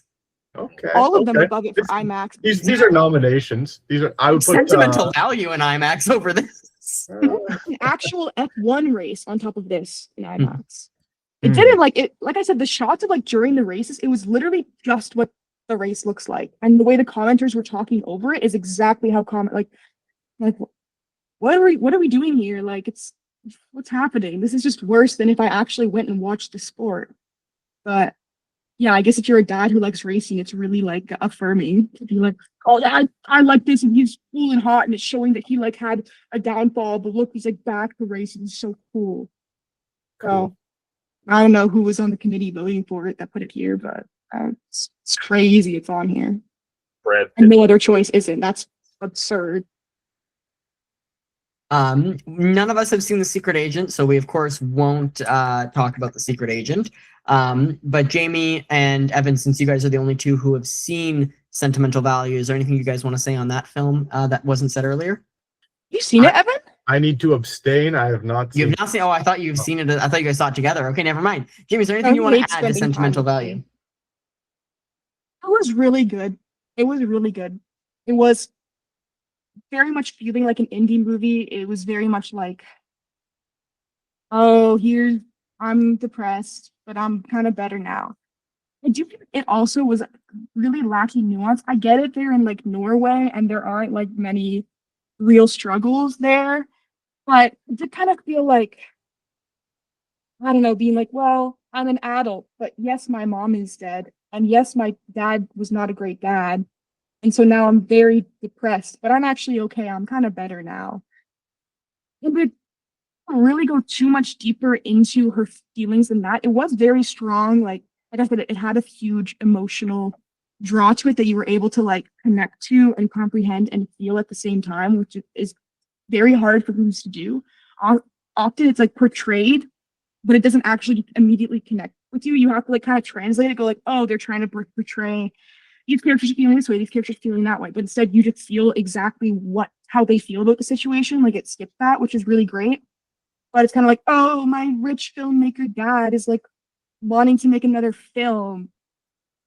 What are we doing? Oh no, he just like I don't know. I feel like it's something that people who are upper middle class that really like film would be like, this is awesome. This is the deepest movie ever. I think it was good and had emotional value, but it did seem like it was very heavily catering to people in that tax bracket with like, I don't know. It felt a little bit weird for that reason. I was weird. The people were just like speaking gibberish the whole time. I couldn't understand a word they were saying. There's like, I don't know. Sorry, that was a joke. It's a Norwegian in film. Norwegian, and I didn't know. And then are there other nominations for it? Like, are there like acting nominations? Skarsgård probably, so right? Elle Yep. Fanning is nominated for Best Actress, I believe. Is it leading or No, she wouldn't supporting? be. It's Supporting. supporting. So is and I'm so sorry if I say this wrong, Inga Ibs Doter Lilias. Wait, for supporting or lead? Supporting. They're both Damn. sentimental values. Supporting. that- Is that what? Sorry. I thought she would be a leading role. What's her name? What's her name? Ingrid Her name Bergman? is Inga, Inga, Ibs daughter, IBSDOTTER. Thinking of, and it didn't have a main actress nomination. No, No, thinking it of. also Okay, doesn't have a main actor nomination. Skarsgård is nominated for supporting, so it looks like they're all being given. Wait. Well, that's crazy. Wait, I actually cannot straight up like it's two sisters in the movie. That's why I'm like, I can't tell if this one is the sister or the main character, low key. No, it's not. That's crazy if she didn't get nominated, the lead actress. So I'm gonna say she was. Oh no. Wait. Yeah, I actually can't tell them apart, guys. Just look at the IMDb list of this. Okay, I am, but like they have similar names. Okay. Yeah, no, the lead actress Nora Borg. No, that's who she plays. Renate Rensby or whatever. She was also this person. in Oh, the she is world in that a was- leading she's role. I misread it. fantastic. She's there. Yeah. She is there. Yeah. Sorry, I misread that. That's my bad. She is there. She is really good, and I do think she's amazing. I do really like that movie too, Worst Person in the World. It's fantastic. called, right? Yeah. Because she was really good in that movie. I don't know who else is nominated in the Best Actress, but I think like depending who else is there, she has a real running Jesse chance. Like, Buckley for Hamnet, Rose Byrne for If I Had Legs I'd Kick You, Kate Hudson for Song Sung Blue, and Emma Stone for Begonia. okay, so there's the whole like political and like there's a lot of other things at play. If I were to choose, I would give it to Renee. I would give it to her. I think she outperformed. Jesse. I didn't see actually Rose Byrne or who was the first one you said? Jesse Buckley for Hamnet, Kate Hudson for Song Sung Blue, which is that Neil Diamond movie with Hugh Jackman. Oh, I didn't see that. That looks kind of crazy. Interesting. It looks interesting. So I guess I can't really speak on their performances, but like, he was really good, is what I'm trying to say. And like, I think she deserves her flowers and more. And it's also great to have like a non-American English person to win these awards. And since you're just on a roll, Jamie, is there anything further you want to say about Hamnet before we get into the movies that everyone has seen? I've seen Hamnet. Oh, I don't know where he is in the thing, but Evan has seen Hamnet too. Yeah, Evan, then look at that, Evan. You can jump back in now. Okay, I'll take team. That two things. One of the big takeaways I've been talking about debut performances. How about for the Hamnet watchers? How about the Hamnet kid? Yeah, that was pretty good. Incredible. That was pretty good. I legitimately put that on like a Mount Rushmore of child actor performances. Yeah. That he was incredible. He was not a child. He was an actor, not a child actor. That was one of my takeaways. I think that for lead actress, I think I haven't seen Sentimental Value, but the word on the street is that that's Jessie Buckley's award. That she's kind of a shoo-in to win it this year, and I can see why in terms of both the range that she was showing and then like how big some of the peaks in her performance were in Hamnet.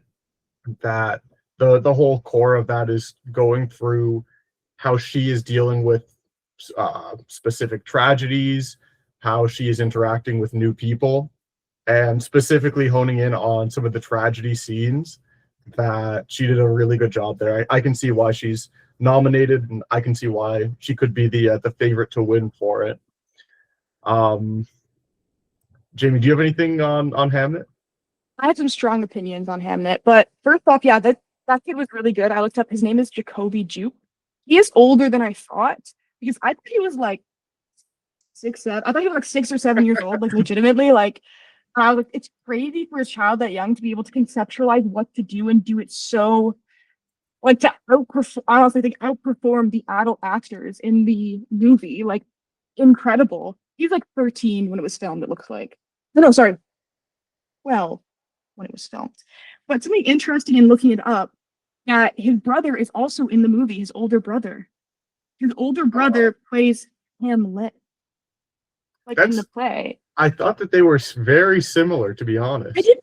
I didn't see it. As I noticed the recognition between, like, if I recognized that they looked similar, I feel like I would have been like, whoa, that's incredible. They did that, like that adds another layer. Casting.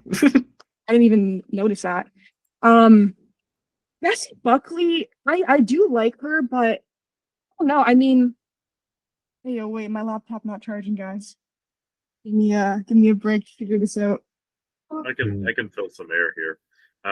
So I will say I have not seen Hamlet, and of course you know me and my Shakespearean pursuits, but I have not seen Hamlet. And I was really excited before it came out. And one of the things that kind of turned me off is hearing about how Hamlet the play is treated, which is totally fine. Hamlet the play, in its historical context, is not an expression of grief. If you look at Hamlet the play is William Shakespeare taking the piss. It's always been him taking the piss. Hamlet is a foppish, whiny guy, but he's written that way. Mm. Yeah. One. I know this is a spoiler environment. One takeaway is that Jessie Buckley is seeing how they respect the story of her son Hamnet, and she goes, "Oh, this character is really doing him justice. It's really a true character." So I think it's interesting to hear that perspective, that it was originally written to be kind of making fun of this character, showing that he's not a fully fledged character, that, you know, maybe he's immature. You said foppish, but interesting that that's something very specific that the movie touched on, that they said, oh, well, it was a good portrayal about this person, Hamnet or Hamlet. Like, one of the biggest things about Hamlet's grief is that half of it's performative. Like, that's one of the big themes. The Hamlet monologue, the one everyone knows. One of the common misconceptions is that it's a soliloquy. It's not. That entire monologue is done with someone on stage listening to him, who Hamlet notices beforehand. Half the grief in the play, not all of it, but half of it, is performative. So it's interesting just to kind of see how that is the way it is. I don't know. Maybe, I could be wrong. I haven't seen the movie, so I'm not going to try and pretend that I know everything about the movie. But just hearing that is kind of what, like, when it was coming out, I was like, oh, that's one that I need to see. And then hearing about that is kind of what killed the enthusiasm a little bit. So I have a few things to say. First off, my laptop might die any second, but it does get claimed to be a true story. It's historical fiction, and it's very clear about being that it's an adaptation of a book. It's not trying to be a true story. It's okay, awesome. So what the hell? They just spelled Hamlet, bro. They in the title they put an N. That's so silly. But Hamlet's literally me. Hamlet isn't some whine. Well, he maybe is like a whiny little bitch, but I think Hamlet was Shakespeare's turn into being more serious. It still is kind of a dark comedy. But I think Hamlet is about depression and suicidal ideation. So first I'm gonna reject that comment you made. I feel like it's very it's about indecision, and it's about the effect that has on your psyche. And it's not just about physical indecision on like, okay, that to be or not to be, but about just living your life in every aspect. Anyways, the movie, Jessie Buckley, I do like her, but what I was going to say earlier, it was kind of giving me a bit of like theater kid, like overacting maybe. I do think this movie fell short in terms of plot and writing and dialogue. I did like it. I do think it was like beautiful, and I do think that she acted really well alongside Paul Mescal. I don't think he was really like anything super great in the movie, but he did exactly what he needed to do. But I feel like the actual story wasn't super enticing. Like, okay, it's about a mother's grief, but the first half was not setting you up for that. It was not kind of playing into that theme. And I feel like there were a few motifs that they were clearly going for, like, oh, you know, the darkness in the forest is death or something. But it just totally fell flat and was not successful. But I could see that's what they're going for. They're going through this repeated cycle of like mother-daughter kind of like, yeah. I felt like I could see what it was trying to do, but it felt kind of superficial. And so earlier I was like, well, Chloe Zhao, like the direction is what kind of saved this movie. And if it wasn't for the way it looked and the way everything fit together very cohesively, I think I wouldn't have liked it. I did really enjoy it, don't get me wrong, but I feel like I was wishing for more on all of those fronts. And, like the acting as a whole, I think Emily Watson was really good in it. I was like sold that she was kind of like, you know, a strict mother-in-law, kind of whatever, great. And then yeah, the kids were really good in it. But yeah, I don't know. The one thing that I was mentioned before that I would circle back around with Hamnet is my dark horse to steal Best Picture. I don't. Sure. From what I've heard, I don't know if it deserves it, but I don't know, man. There's something in the air that I think those moody Brits might get it. I think one other thing that surprised me with Hamnet, I'm not saying it's deserved, but I'm kind of surprised that Paul Mescal didn't get a nomination for supporting actor. I don't think that he really deserves it, but in the realm of he absolutely was not a lead character in this, but for a supporting actor, he took up a lot of screen time, and he did show a lot of range, specifically in the very end of the movie. During the whole other part of the movie, the first 2/3, there wasn't a whole lot of range, but when this tragedy does happen, he's reacting to it. I just thought that there would be a nomination for him, but I'm not saying he deserves it. Just interesting. I think that could be a small narrative going on. Yeah. Another small note on why I thought this movie was weak in terms of like the writing and when I looked into the actual book when I saw that it was based on a book, is it also loses a lot of nuance from the original story that in this movie, no one's really the bad guy. No one is, oh, well, they did wrong. And there's like, you know, the one thing of like, oh, he wasn't there for XYZ. I'm not going to super spoil it, but it's kind of like, well, the circumstance, everyone was like, go here. And it's like, oh, well, it sucks you weren't here. Oh, well, there's nothing, no one really does anything super wrong. And everyone loves each other. And even the like stepmother relation was resolved immediately. There was no tension between any of the characters. But with Chloe Zhao, it's like you feel the whole atmosphere of like, wow, there's so much familial like love and appreciation for everyone, and you feel it and how warm everything is. There was really like, I don't know, no like tension between the characters. Like that's what I mean by the plot falling kind of. There's no conflict. And I don't know. Yeah. I think it was lacking a bit, but alas. Anybody have anything else they want to say about Hamnet, Hamlet, or William Shakespeare? Make Shakespeare funny. It's always something rotten exists. That's my answer to that. Yeah, no, I mean, this is I've discussed my thing about how everyone really wants to do modernized versions of Shakespeare plays and that kind of stuff. Just make funny versions of Shakespeare plays. Most of them are. He has a whole half of his catalog called comedies. Anyway, small point. Moving on. Let's circle back around. Now let's go to Sinners. Let's talk about Sinners. So Sinners I thought was so when Sinners came out, everyone was talking about it, and I wanted to go and see it, and did not get the opportunity to see it in theaters. And so that's where I feel like, and I said this in my review on my Letterboxd, that I think I would have enjoyed this movie more if I saw it in theaters. Now, I still love this movie. Thought this movie was great. I just think I would have gotten a much better and enjoyable experience out of it if I saw it in a theater, especially in IMAX. But Michael B. Jordan is absolutely fantastic in the dual role. All of the performances are honestly absolutely fantastic. You are gripped and enticed the entire way. The guy who plays Delta Slim, I think he's snubbed of a supporting actor nomination. absolutely fantastic. He should have been considered. I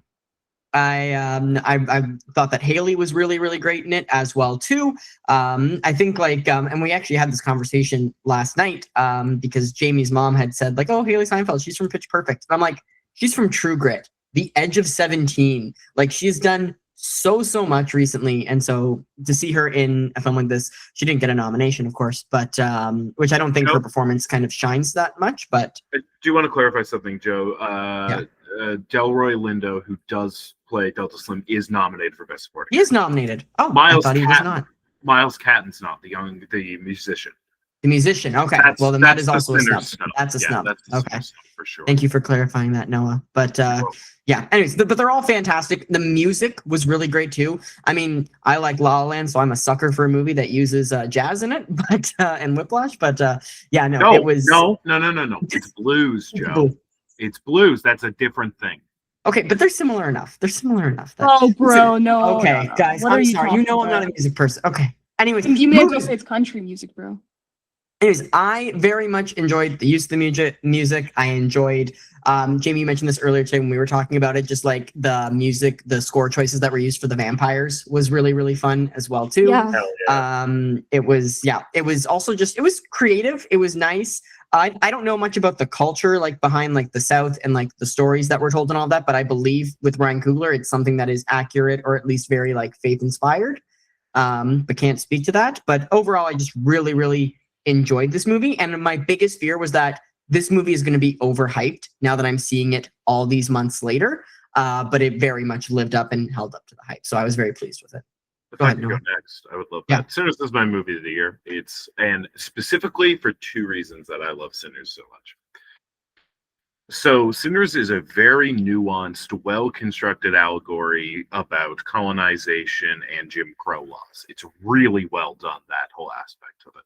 There's lots of really nice artistic choices that help bring that through that you can really dig into and love it. And I love all that about it. But I also want to say Sinners is just a wicked movie. It is if you wish to choose to engage with this movie on the thing of, I want to watch a fun action horror movie, it also nails that. Like, it can be a popcorn flick or it can be an art house movie. I just think it fulfills so many different aspects, and that's why I loved it so much. I've watched it. I watched it twice now, once in theaters, once after at home. It is better in theaters, of course. It definitely made use of that.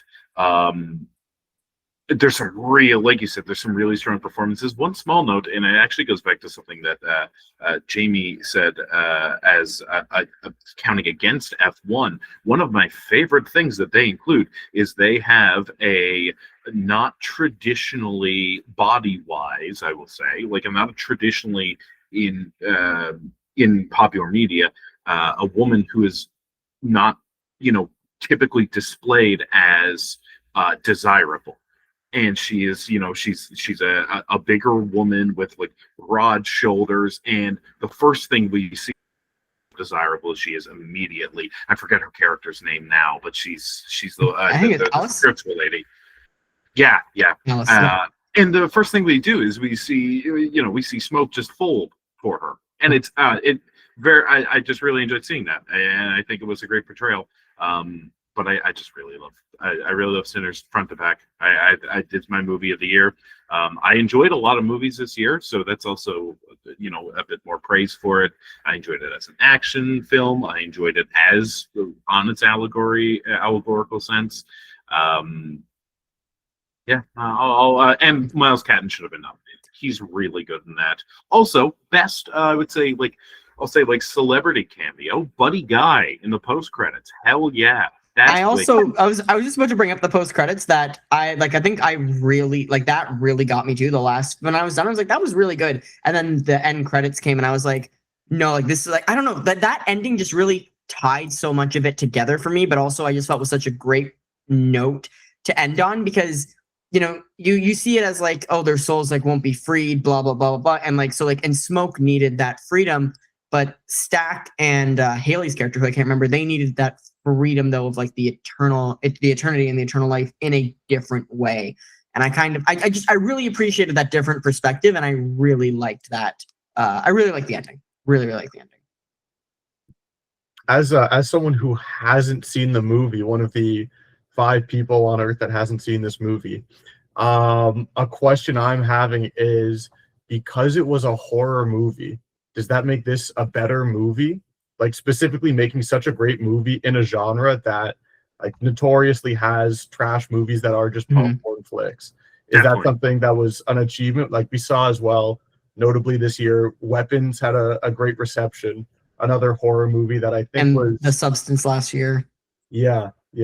So from my takeaway, again, not having seen the movie, I think that doing that with a horror movie, something that is very innately, like there's a lot of cheesy moments to it, that to be able to make a great movie while still hitting those check boxes is an even bigger achievement than, say, a drama piece or a period piece that, okay, as long as you are faithful to like the historical accuracy and you give a good performance, that's good enough. But I'm just not only that, what I agree with you there, Evan, I think also too, it challenges like what a horror movie can be, because it's not like a jump scare, creepy ghost monster. Like, it is a thriller. It's written with a good story. It's well contained. It, like technically like vampires, everything you can say, it gets in, like it has sci-fi elements, but it doesn't just get into this completely like wacky sci-fi thing it needs to. And I think a lot of horror movies just focus on like that. We need to be extra creepy and we need to do something really weird that hasn't been done before. Like, this is a story, like, these are vampires. You need to hit them with garlic or stab them with a stake in the heart. It's very simple, straightforward, but it's a unique take on the culture, the setting, and then also just it's telling its own unique story. And I think that that is something that a lot of horror films get stuck with. You can still make something that is creepy and disturbing and make it good, like The Substance last year. That is still an acceptable way, I think, to make a horror movie. But what I like about Sinners a lot is that I would probably like it is like horror, but like it definitely, I think, leans more into that thriller side of a horror versus that scary, disturbing side of a horror, which, is what Hitchcock would do back in the day, and why Hitchcock is still so well renowned and appreciated. I think that that is something that more horrors should look to do, and in my opinion, at least.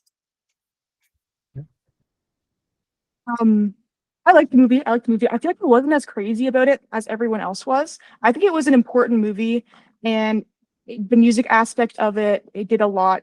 I really liked showing how powerful music is. And I think it was fun, how like the evil music would come in when the vampires came in, like the evil like death metal or whatever. It was very funny. I was like, whoa, these guys are so evil. Oh my God.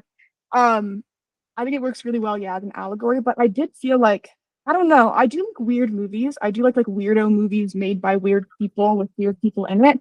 And that was not this. So I feel like it just wasn't my cup of tea. But I feel like, again, from like a film theoretic standpoint, it's like a very good movie. Like, it checks off all the boxes, and it does have that like cultural part to it as well that puts it above the a movie that's perfect on paper. This one had a deeper meaning and more thought put into every aspect of it.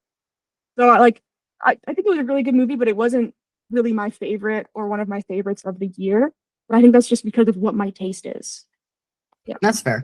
Totally fair. Now that us 4 white people have talked about Sinners, let's us 4 white people talk about one battle after another. Well, white people love this movie. Yeah, they really white people love PTA. Yeah, so one battle after another. I thought this was good. Like I said, it's definitely my favorite PTA film. As we talked, I also do believe it is his most successful film. I do not disagree with that take that you had earlier, Evan, as well. I think that this movie, though, does take what PTA does best with absurdity and kind of like then grounds it as well. Like, the characters are very PTA, the dialogue is very PTA. Some of the decisions, like I don't know if you want to call them a cult or whatever you want to call them, but like they're the Christmas Club or Saint Nick, whatever they call themselves. Like, that was fun. It's got good humor. It's a little long. I think this movie can be trimmed by a little bit. And I do think that the girl who played Leo's daughter was really great. Chase Infinity. Yeah. She is snubbed, I believe, too, from a supporting actress nom. I think what's legitimately difficult about the Oscars is that the movie category is 10 movies, but everything else is 4 or 5. Like I still disagree with Best Picture being 10 movies. I think it's too much, but I think there needs to be a balance there, because then you have so many great movies, but then you have so limited actresses. And then especially when you've got something like Sentimental Value where you're nominating 2 actresses, which is once again totally valid. I haven't seen it, but there are movies where multiple people deserve to be nominated. And so I think that those categories do need to find some breathing room there as well for that recognition to be spread. Of course, only one person can win the award at the end of the night, but there needs to be a bit more of that widespread recognition. But I digress. Back to One Battle After Another. I overall very much enjoyed this film, but I don't think it's the best film of the year. I think it's good. I think it belongs in this category. I don't think, though, it's like, oh my gosh, mind blown. Like, I would put Sinners above this movie. I would put Begonia above this movie. And my snubs I would all put above this movie as well. But I do think it's better than like F1, Frankenstein, and Marty Supreme. This is my number 2 movie of the year. I really enjoyed it. Chase Infinity especially is just fantastic in it. I definitely agree it's a little too long. It gets in there, but speaking about the individual acting awards, I mean, it's absolutely Benicio del Toro's award. Oh, he's so good. For Best Supporting Actor, in my opinion. He's so good in it. He's funny. It's grounded. It also, with all the themes of revolution, having the character that, like, the way that he is doing revolution, it's a great aspect to include. I don't know if it's my favorite PTA. I do like quite a lot about him, but it's definitely up there. I think it was a really great movie, and the pace is. It's a movie that changes different pacings that I think does it very, very well. With the exception that I think it starts to get a little bit too long as well. And as much as I hate to do it, I'll compliment Sean Penn on this. He's really good in this. He is. Yep. Yeah. He's a freak, but he's really good in this. He's legitimately terrifying at points. He is also very funny at points. Yeah, it really works. I think this is the perfect storm of all the PTA isms dialed back, still working together. Yeah. If I can talk about some of the casting on this, I believe this was nominated for Best Casting. Some of the big hitters on this. So Chase Infinity, that's another person tallying in my big picture debut, right? So the fact that you can come into what's one of the biggest movies of the year and be a standout beside some of the biggest standouts, right? We have Leo in this movie, that to really outshine Leo, and I'll talk about that, but to outshine Leo in a lot of the scenes is a huge accomplishment for this being your first big picture movie.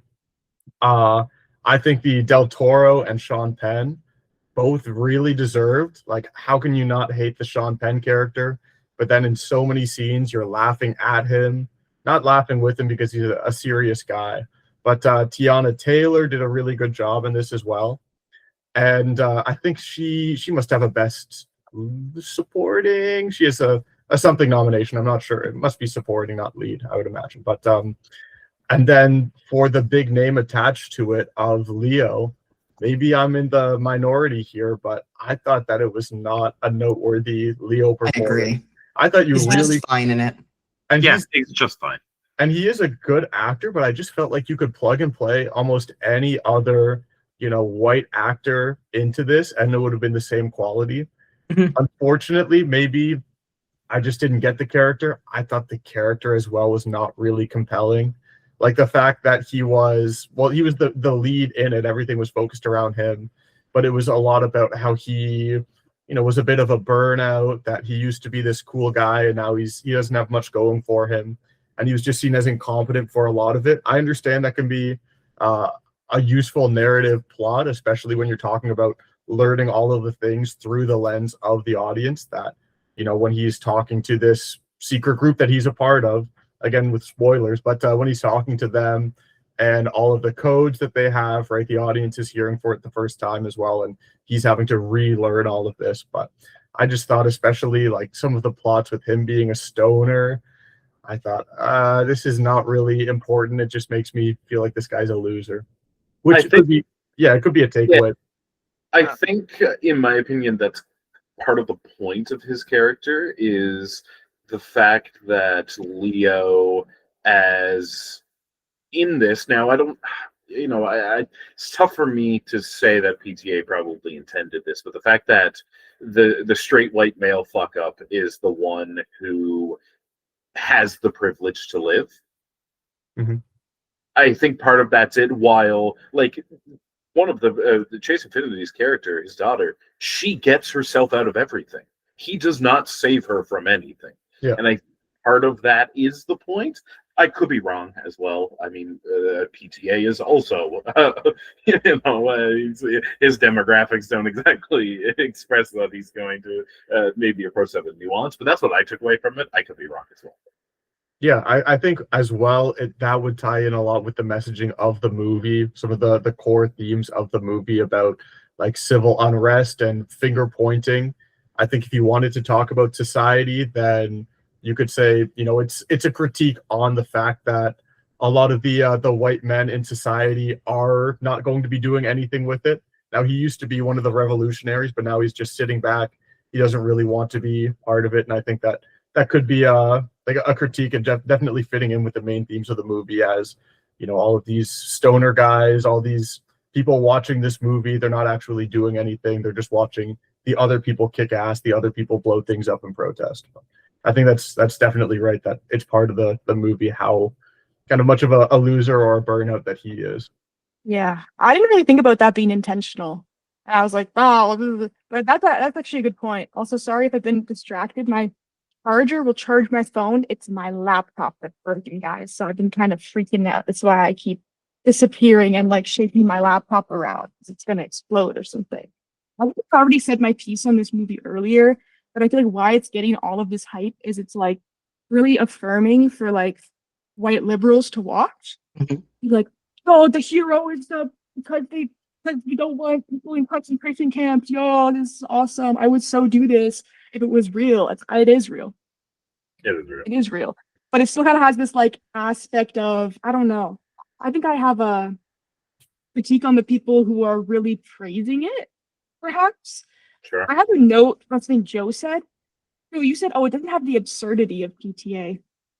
I said it does. Yeah, absurd. No, but since when is he absurd? I feel like he's not an absurd. I think in not in He's like romanticized. not in the way that Yorgos is absurd, but I think that PTA is absurd in a lot of his choices with characters and dialogue. I swear part of his draw is he makes realistic people. Like when you watch Licorice Pizza, it's like, they're just two people, bro. These aren't characters. These are just two people. Like, what am I watching? And that's kind of like, he was able to humanize Adam Sandler. I actually just don't understand what you meant by absurd, because I feel like he's the opposite. He's very realistic in his portrayal of people, and this one is more fantasy than his previous ones, and it felt like a big departure from his normal movies being like, here is real people with like flaws that you have and stories you've lived, where here it's like, okay, yeah, theoretically could happen exactly like this nowadays, but people aren't actually fighting back like this notably, or at least we aren't aware of it maybe, but it felt a bit larger than his movies usually feel very small and romanticized, which I feel like movies feel really special. I do wish this had more of that in it, and it felt a little bit more real and less like a fantasy of like, I don't know. I think it was good. I did like it. I already spoke on this when we were talking with the directors, so I don't really have anything more to say on it at this time. Personally, I think this is going to win Best Picture. Like I said, I think I'd have Sinners over it personally. But out of what I've seen, granted, I could see it. A limited amount. But I think this will win Best Picture. I mean, I think it's a great movie. But I also, like, I went to see it with a couple of people, and one of the guys came out and he's like, I think that's the best movie of the decade. And I was like, I don't know if I see that. Mm-hmm. It's good. Yeah, it's really good. It was an enjoyable watch, but yeah, I don't know. I wouldn't say best of the decade. I feel like every like year, like I see at least one movie where I'm like, no, that's it. That's the standout. That's where I land. And I don't have that this year. There's lots of movies that I like, a lot of movies that I don't like, and there are still movies for me to see, to be fair. But for where I am right now, there's nothing there where I'm like, this is it. This hits. This should be sweeping. Like, I have nothing for that this year. I've got things that I like in different ways that have different strengths very much, which is nice, but it's also like, it feels like something is lacking. This is because you didn't see no other choice, and because you're blind to the Marty Supreme. You have no choice. Okay, so let's talk about Marty Supreme. Is the clear cultural, like it has a huge impact. The marketing for this movie is great. Loki's okay, I have notes. Crazy character. What? I'm ready. I'm ready to talk about Marty Supreme. I'll say one thing maybe before I get really into it, but this is a movie I think should win casting. This is a movie that has fantastic casting because it's like, okay, well, the lead character is a young, super ambitious, maybe sometimes egotistical man. Sometimes egotistical? He's a full-blown narcissist. No, I'm not saying this about Timothée Chalamet though, but I'm like, that's exactly what Timothée Chalamet is. So people already have this perception of him as someone who's like, I want to be the best there ever is. I'm trying to be the best. People already have that perception of him. So if you put him in that role, the casting does some of the lifting for you, some of the legwork. Same with, you want, someone who used to be a huge movie actress, has taken a break and starting to get back into it. That's exactly what Gwyneth Paltrow is. Oh, you want like a rich, greedy businessman that's kind of cold and doesn't really flourish in personal, warm relationships. Hey, that's why they got Mr. Wonderful. Like it immediately clicked into who these characters were for you without having to even throw them in a scene. You already had all these assumptions, You want a young, maybe kind of naive, like beautiful kind of girl. Like that's what what's her name? Something Zion. Oh, what's her name? Odessa. Odessa Zion. That's exactly what she is. She's like new and upcoming. She's just starting to make the name for herself. Like, I don't know. The casting was really good. I don't disagree with you on that at all. Every point you make, I completely agree. I think the marketing very funny. There's some marketing was like, this is fantastic. Very funny, very interesting. That the marketing is great, but no one knows what the movie's about. But it's like, this movie, it's gonna be great, and being super egotistical and like very self-absorbed in how this is being marketed. Again, does a lot of the legwork for how this movie is going to feel. It's going to be about that grind set because the marketing's all been about being on that grind set and stuff, and adapting to these different things and stuff. So I feel like the marketing was kind of like part of that. It's the same thing I'm trying to say. And I feel like it was like very notable and very good. I think this should win best casting. I don't disagree with you. I think you've made a hell of an argument there. I don't disagree with anything you've said. But to talk about Marty Supreme itself as a movie, I'm going to read my thoughts just as I wrote them down and posted them after seeing the movie, because I think that's the best way to describe how I felt about this. And so my opening line is just, I don't get it. I have heard nothing but good things about this film. I was excited to see it, and I expected it to jump to the top of my movie list for this year. But sadly, I was met with a never-ending, poorly paced movie about a table tennis player that actually spends very little time focusing on table tennis, where side quests spin out of control, none of the characters are likable or redeemable, and the one thing that the main character keeps trying to do and get you to root for, con people and pull tricks, he fails at miserably every single time. I think Chalamet did an excellent job portraying this character and narcissist, and if the acting and direction wasn't as fantastic as it was, this movie probably would have been unwatchable for me. So I think I agree. The performances are great. The people casted are great. The directing and what Safdie did there, great. It is this plot that I think does not come together well, that just kind of keeps going from one place to another, spinning wildly out of control, not really well connected, and none of the characters being likable. Like, that's the thing. Like, they're all extremely flawed, but they don't have a redeeming quality that makes you root for them. And then even let's say you root for Marty, he's awful. He never gets a win off. So it's just completely like puts you down. And I found that very distracting and not enjoyable to watch.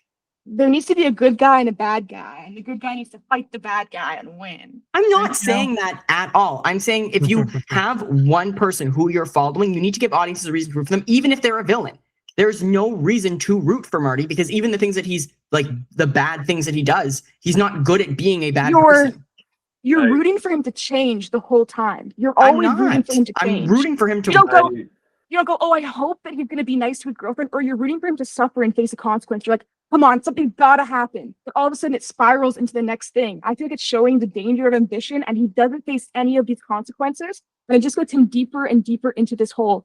And it's literally the whole movie. You're like, come on, he's gonna not ditch his pregnant girlfriend, right? He's gonna stay here. Oh, he fucking leaves. Well, he's gonna like lose everything, right? Oh my, okay, well, like you're just always rooting for something to happen. Somehow you still are like, yeah, what's gonna happen? They need to resolve this. Like you're rooting for everything to be resolved, and it just keeps digging himself deeper into the hole, even though he's given countless chances to be like, whatever, I'll cut my losses and like give up on this. But he's just so ambitious and self-absorbed and selfish. Okay, Noah, say your piece. I see your hand is raised. No, it's good. It's good. I actually, I'm reinforcing your point, Joe, or not Joe's point. Reinforcing your point, Jamie. Okay. With Joe, the Safdies literally did a movie where it is this out of control, egotistical guy who you don't root for because you root for him to change. It is very. It's like that's exactly the same way Uncut Gems is. I have to say, I acknowledge this with Jamie Rapano. I said I loved Uncut Gems. I didn't have an issue. I do not know why this movie is not clicking with me. And I do have maybe partly. I'll get into this after you guys have all said your piece. I'll then circle back as to. I then did some digging and more looking inwards and also at other opinions, and I kind of maybe have a theory. But anyways, I do agree with you, Noah, 100% on Uncut Gems. I don't know what it is, just Marty Supreme could not appeal to me for the life of me. Before we get back to Jamie, I will just quickly say the reason I didn't go and see it is because if I have to look at Kevin O'Leary's face any bigger, I will combust. Fuck that dude, man. Go fuck yourself. You killed that guy in the boat. We all know it. I didn't know it was him till after, and everyone was like, "Yo, so Kevin O'Leary." I'm like, "What?" I'm like, "Oh my god!" I knew like he looked like that type of guy. I just didn't recognize him because he's like old as hell now, and he had some prosthetics on or whatever. I mean, you go ahead. Yeah, to hone in on Kevin O'Leary, right? We talked about debut performance and what good typecasting. I saw an interview with Kevin O'Leary where he said, "At first I tried to act, and then the director said, listen, you're an asshole, just be yourself." And in terms of like as growing up watching whatever Shark Tank or Dragon's Den, like it's exactly the same person. It is. So I can't say that he's going to have a huge career with, multiple different other movies, but in terms of typecasting for it, he did a good job, and he didn't seem like he was out of place, especially for a first movie.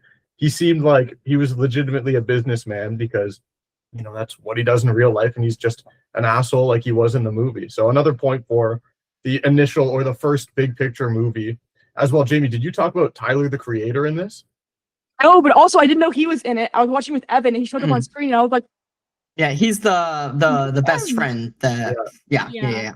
So what a surprise that was. I thought in my new category, he might not be nominated for best performance in the initial. Like in the debut picture, I thought that he was okay. He played off of Marty a lot. It was just fun, yeah. Yeah. I think sorry, go ahead. Well, just to circle back to what you had said about this being like not necessarily a feel-good movie, this to me would be maybe a feel-bad movie. Like I'm just dreading what the character's going to do next. I'm begging for him to redeem himself, but I'm just going, oh, you're really going to do this next thing? So it was a really fun movie, but it wasn't one of these feel-good movies. Love a feel-bad movie. It's a feel-bad movie where I wanted bad things to happen to him, and I was like, he can't keep getting away with this. Yeah. He needs to have his comeuppance. But yeah, that was my. I do have a critique of the casting in Kevin O'Leary. That should have been me. That should have been me with that paddle. That should have been me. I'm just saying. That should have been me. That's all I'm saying. Face. Wait, I hope we get all 4 squares recorded on this. I think it's like stellar. Evan's like eyes popped and his like smile immediately fell as soon as you said me with that paddle. Oh my god. No, I'm in my train dreams arc. This is a tragedy. You're being stoic? I'm being stoic. Yeah. Yeah. What was I gonna say? Oh, I think the Tyler, the Creator's character. I'm so bad with film characters, and Odessa's character. Both of them provided really interesting foils for Marty. That, like, with Tyler's character, it's like it shows you someone who's doing it for quote unquote the right reasons and knows bounds and is able to kind of respond to what's happening. And you see how they interact with each other and where they butt heads. And Marty's kind of given a chance to like I don't know, turn into that kind of person or go, okay, well, I can like he started a family, he had a child and it changed him. Where Marty's in denial of that at that time that he's like interacting with him. I think it's a more complex movie, I think, than you're giving it credit for, Joe, and how you started your review off with being like, I just don't get it. I don't think you do. I don't get it. You. And then Odessa's character, we're doing spoilers, right? When she like what and he like in the makeup, it's like, yeah. I won't lie, that I assumed. I that one I was like, when she showed up, I was like, there's no way that's real. And then when the guy was so confused at the door, I'm like, it's totally like, okay. Everyone's so you're pulling saying, fast ones on everyone in this movie. I'm sorry, that was just predictable. Stop. You've said that about every movie. You're not allowed to say that. You say that about every movie. I saw the twist coming. I saw that. It's not just. I do. It's you say it every time. Okay. Stop. It wasn't predictable to me, and it wasn't predictable to other people. But also predictable. You kind of get a taste of it as it's coming, but then that's like the final. Marty Supreme does not get it. He does not think that even for a second. He never suspects that other people are going to pull a fast one on him, but he's doing it to everyone left and right without thinking about how it affects them. And then you have this foil of a character who he thinks he's the one who's smart and having everything set up and be like manufactured and planned, and realizing that someone else who's along with him this whole journey is doing the exact same thing. And then you also see how she then sends him further, that it gets way crazier once she's like along his side. That's when, people start dying and stuff. And it just, I don't know. I think it's the story, and I think it's what you're critiquing, Joe, but did you have much what all I'm doing right now is kind of defending the story of it. Mm-hmm. But I feel like the cinematography was amazing. I thought it was so cool. I talked about that earlier when we talked about director. Yeah. It's very acting, incredible. The pacing, I think, was part of what the feel is. You're supposed to feel how chaotic and unrested it is. Like they don't have a minute to lay down. He's constantly going from one thing to another for his own means. So I think the pacing served a purpose. It did have like unrelenting. I think my issue with the pacing when I say that is that it's not that I disagree with what you're saying. It's that even though he has to go from one thing to another and it's constantly changing, it felt like forever and so dragged out. Like I was like, just get on with it. Get to the point. Right? But everything's like so fun because it's so different. It's like, I disagree. Oh, what about the dog? What about the dog? Oh, it's like, it kept being, it wasn't like the same thing over and over.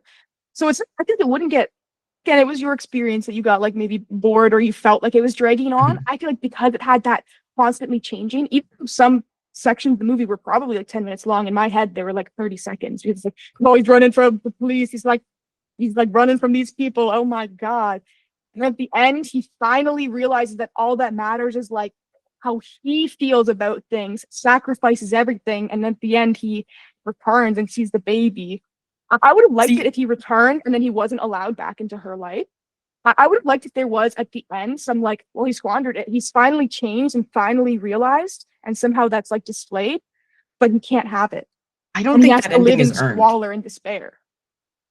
I don't think the ending is earned. Yeah, it's not earned. He doesn't learn properly. His character isn't developed, and then he just like gets to go on like being this father, like and we're supposed to believe that he's changed. Like I don't believe that he's changed. Okay. That ending is not earned. It's symbolic. It's a story. It's a fantasy. It's not like it's not meant to be realistic. He's playing like table tennis. But what I'm saying is I do wish that was the only difference, that he didn't actually get to father this child. But it's at the end when he sacrifices the money and the respect, the chance to ever go on in ping pong, and it shows the different people's faces that he knows he's letting down, just so that he knows in his heart that he's like won. Like he just proved the entire time. It's like he's kind of trying to prove it to himself, but it's internalized. But it's he's outwardly seeing it because he doesn't recognize that that's what it is. He thinks he's out for success and money and all this, but he's not, because you constantly see him make choices against these things. Then at the end, he finally recognizes that it's for himself and sacrifices all of this for himself. And then when he returns home, I do wish there was more there showing him being more like regretful or something, or remorseful, but he still kind of is a narcissistic asshole at the end. Like it isn't like, oh, suddenly he's a good person and forgiven. No, it's just showing his character, that he now understands himself better. Not that he's suddenly never going to do no wrong any again. Like he's probably going to still do evil things. But I think your critique is mainly with the story. I think everything else, you cannot deny how strong like everything else was. And I did not deny, and I said that's what makes the movie watchable. Otherwise, it would have been unwatchable.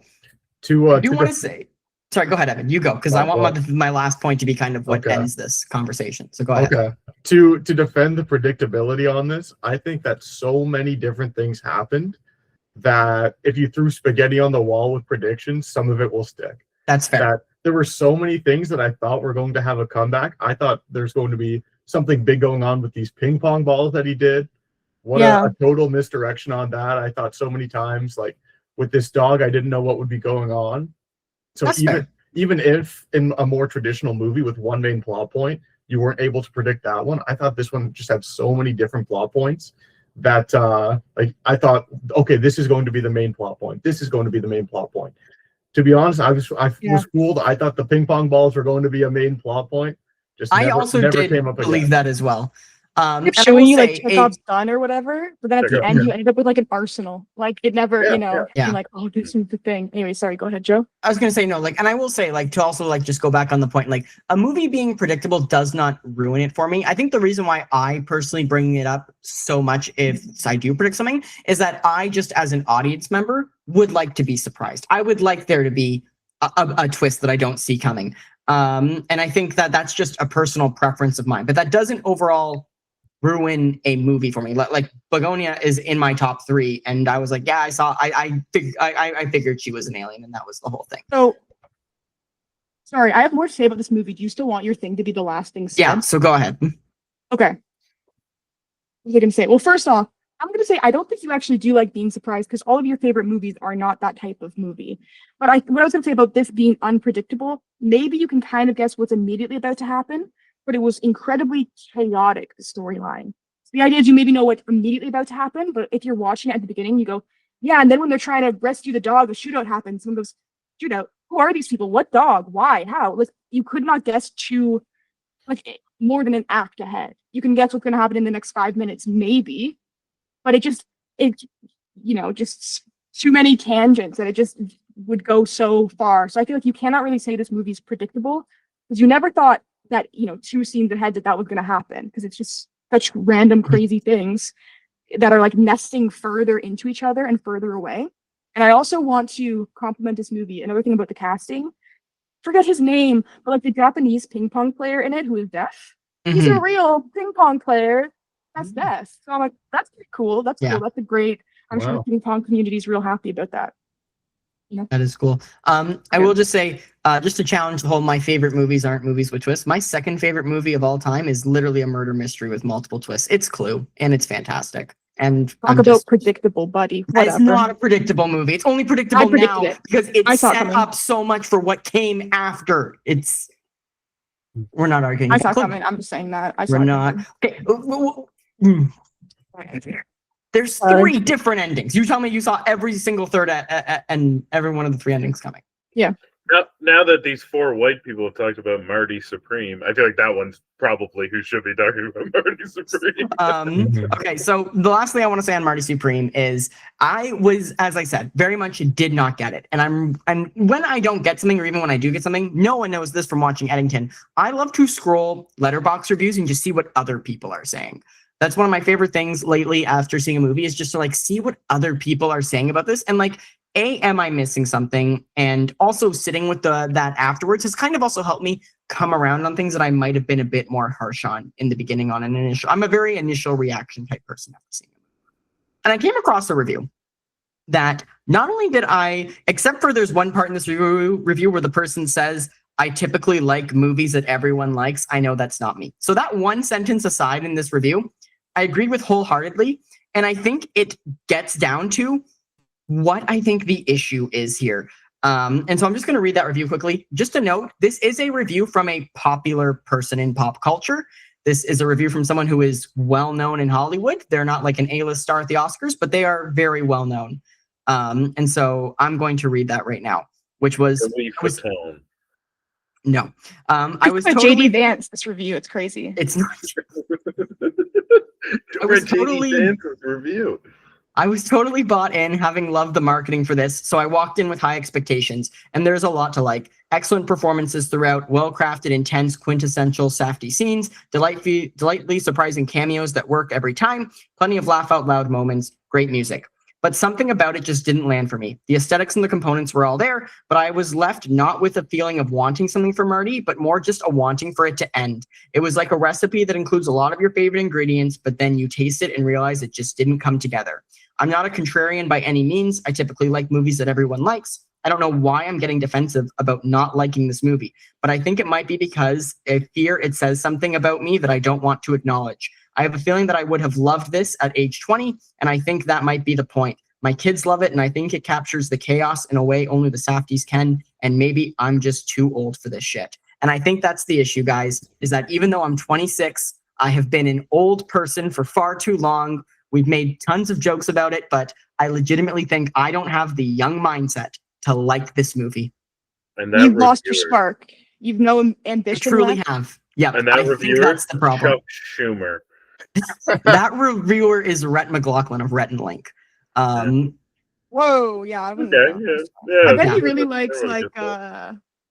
I bet he really likes like The Breakfast Club. I bet he really likes he's the Rhett's kind of guy to like fourth- pop country music, Marvel movies. So I don't know if I would really look to him for like a Rhett's 4 favorites on Letterboxd are Pulp Fiction, The Big Lebowski, The Princess Bride, and Spirited Away. What I was just saying, bro, but in different. Okay, well that's exactly what I thought it was gonna be.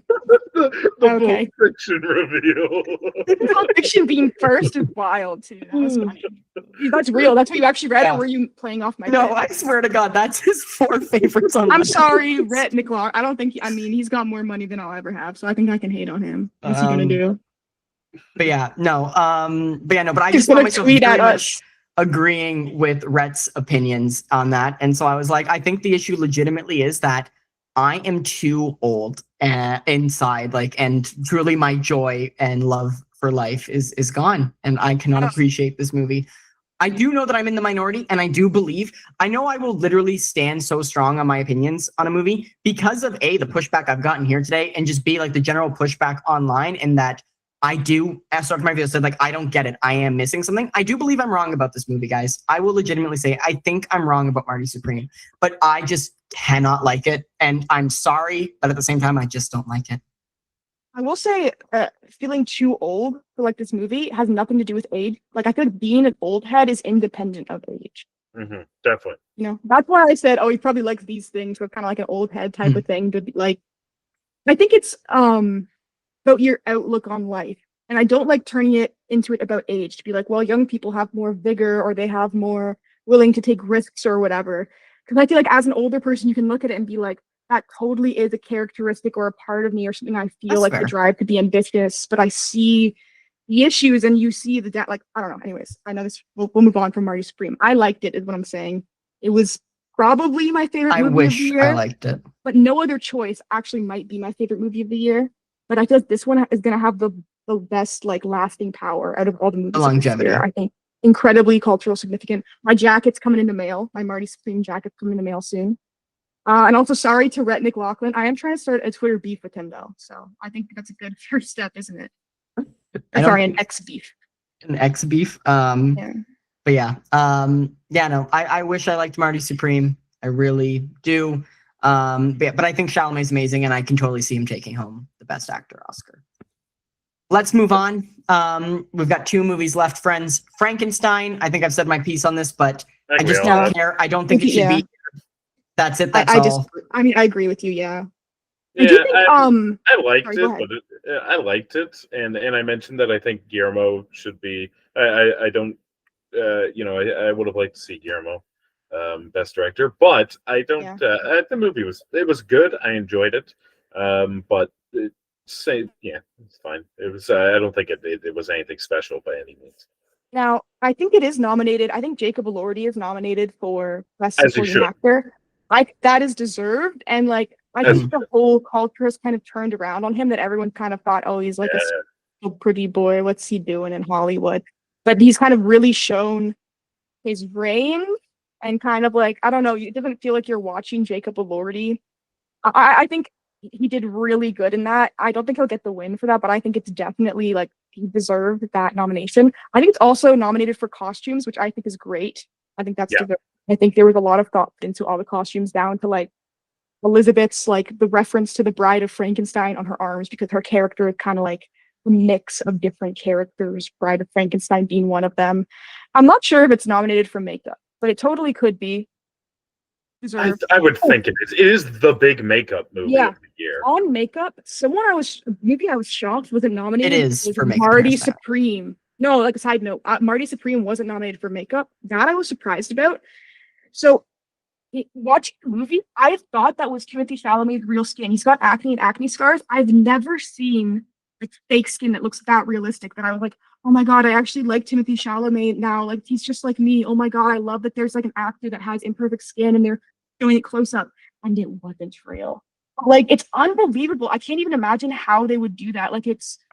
And there are a lot of close-up shots of his face, but it does totally change the feeling of his character. It makes him seem kind of greasy and slimy. Side note, that I was actually blown away by that makeup of the small imperfections on his skin. Anyways. And last, but certainly not least, before we quickly talk about our snubs to take our episode home, is Begonia. Once again, I feel like I've said all I can say on this. I really liked this film. I think it was a lot of fun. I think it very much reinvigorated a like for Yorgos. It makes me want to see more, but also kind of go back and rewatch the ones I didn't like.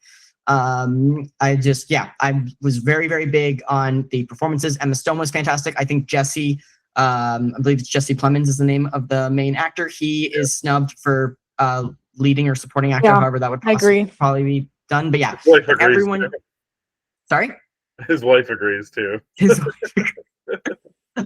wife again? It is someone, isn't it? Who is it? Kirsten Dunst. Yeah, Kirsten Dunst. Yeah. She's been talking about it a bunch of it. Really? Nominated, yeah. Aww, yeah, that's sweet though. He's so good. Everyone in the film is so good. I had a blast watching it, and yeah, I think out of all of the movies on this list, I think it's the movie I enjoyed watching the most, and I think my favorite from this list. I do have movies that I think were a little bit better that I will get into in my snubs category, but I think out of this list of these 10, Begonia is at the top for me personally, and that's where I land.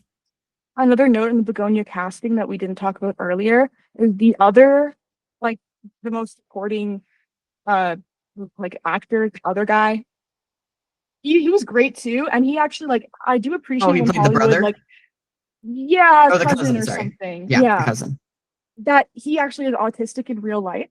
I think that's I like that. I do feel like Yorgos is one of those people who's casts more real people, like Stavros being in there. Come on, we're getting actual big actors and not people in fat suits. Like that actually is a huge step because that's something that they just do not do anymore. He's bald for real. He's bald and fat. We need more of that in Hollywood. Absolutely. So having that and having people with actual disabilities. Oh, I appreciate that. And he did a really great job. And that was a breakout acting. He does, I looked it up. He looks like he does plays and kind of more local indie stuff. His first kind of major film breakout. I like when it's major roles are given to smaller new actors to give them a chance. And also I think Emma Stone was great in it. Yeah. And if I can touch on that, I really liked how well written the role seemed to be, that it couldn't have been played by someone who wasn't autistic, that it was a very integral part of the story, the entire story. One of the big plot points revolves around the relationship, the kind of co-independence relationship that he has with Jesse Plemons. And I just think that that was really cool that Yorgos had that in this story. And I thought it was a really well done job of it, that he's seen as both having this kind of dependency upon Jesse Plemons, but a big part of the story as well is how he differs from him, how he is independent. So I thought it was just really good writing for having a character like that. Yeah, I like having characters with autism or something where that's not what their character is. They are, but it's also not they're this in spite of that. I don't know. I think small things like that. I like when they're just casually in films because they're casually in life. That's just how things are.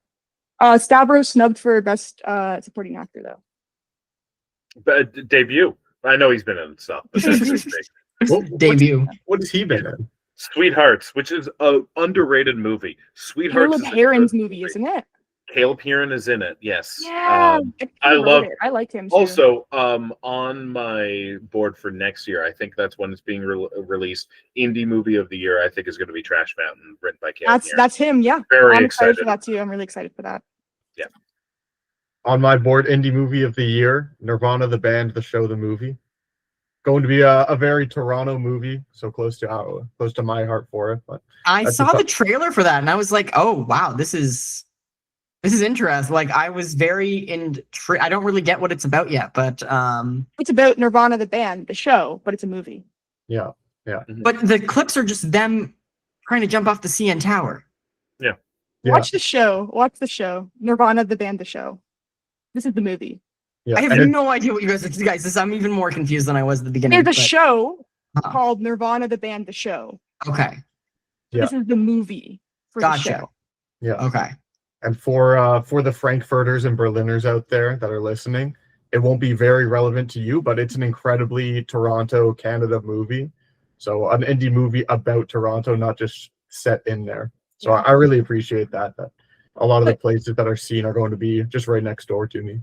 Very Toronto's done. kind of like Berlin too, though. You know, like they got Berghain, we got that McDonald's on Queen and Spadina. What's the China difference? McDonald's, Jesus. People dress the same at those two places, by the way. I'm just The saying. pizza from Scott Pilgrim. I don't know which piece of pizza that is. There's a pizza. It's in. Is it not in Mississauga? I think it's in Etobicoke, actually. Like it's in Etobicoke. Yeah, it's outside of It's kind of Toronto, Toronto. technically. Yeah. But yeah, we had a whole talk about this on our B movies episode with Mike Pollock. But yeah, no, anything you want to say about Begonia? I don't think you saw it, but Didn't see it. okay. Got Stubbies in it. I will share my shame that I don't think I've ever watched a Yorgos movie. Did you not? No, you didn't come with me to the favorite. We just talked about it. Every year I mean to see it and then I don't. Mhm.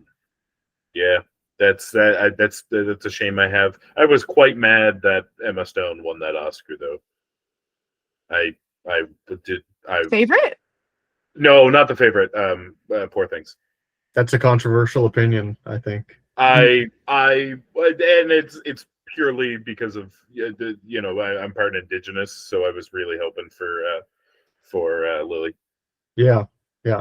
So I was quite upset, but I like Emma Stone. I'm not gonna be upset that way. But Jamie went down in a state of shock. Yeah. Mhm. Yeah. Oh, it looks like she's coming back another way. She's trying to get back. Oh, she's on her phone now. My laptop died, guys. I'm actually devastated. I hope it's fixable. Well, that's okay. We're almost at the end here. Let's talk about our snubs really quickly, guys. I'll just go over this nice and fast. I've got 3 snubs. My first one is Mickey 17. It is not Bong Joon-ho's best film by far. I do acknowledge that. I, however, did really enjoy it, and I think it's better than F1, and it should replace F1 on that list. That is my opinion there. The reason Mickey 17 isn't there for either that I think, well, I don't know about the Academy. They seem like they would love it. Is they had the 2 worst movie characters of the year.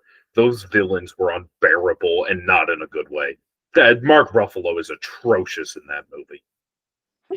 I didn't hate him that much in that. I understand people's point of view, but I didn't hate him that much as He's people have. absolute. It's just a bad Trump impression the entire time. It's fucking garbage. It's hilarious. But love the movie. Love the movie.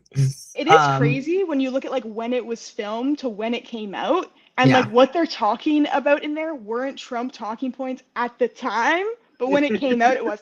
I thought that like over the top, ridiculous. It's corny how he's like Mhm. evil dictator. He's a caricature. I feel like that was on purpose. I feel like this Yeah. movie was too silly to be nominated for these things because I feel like it was too.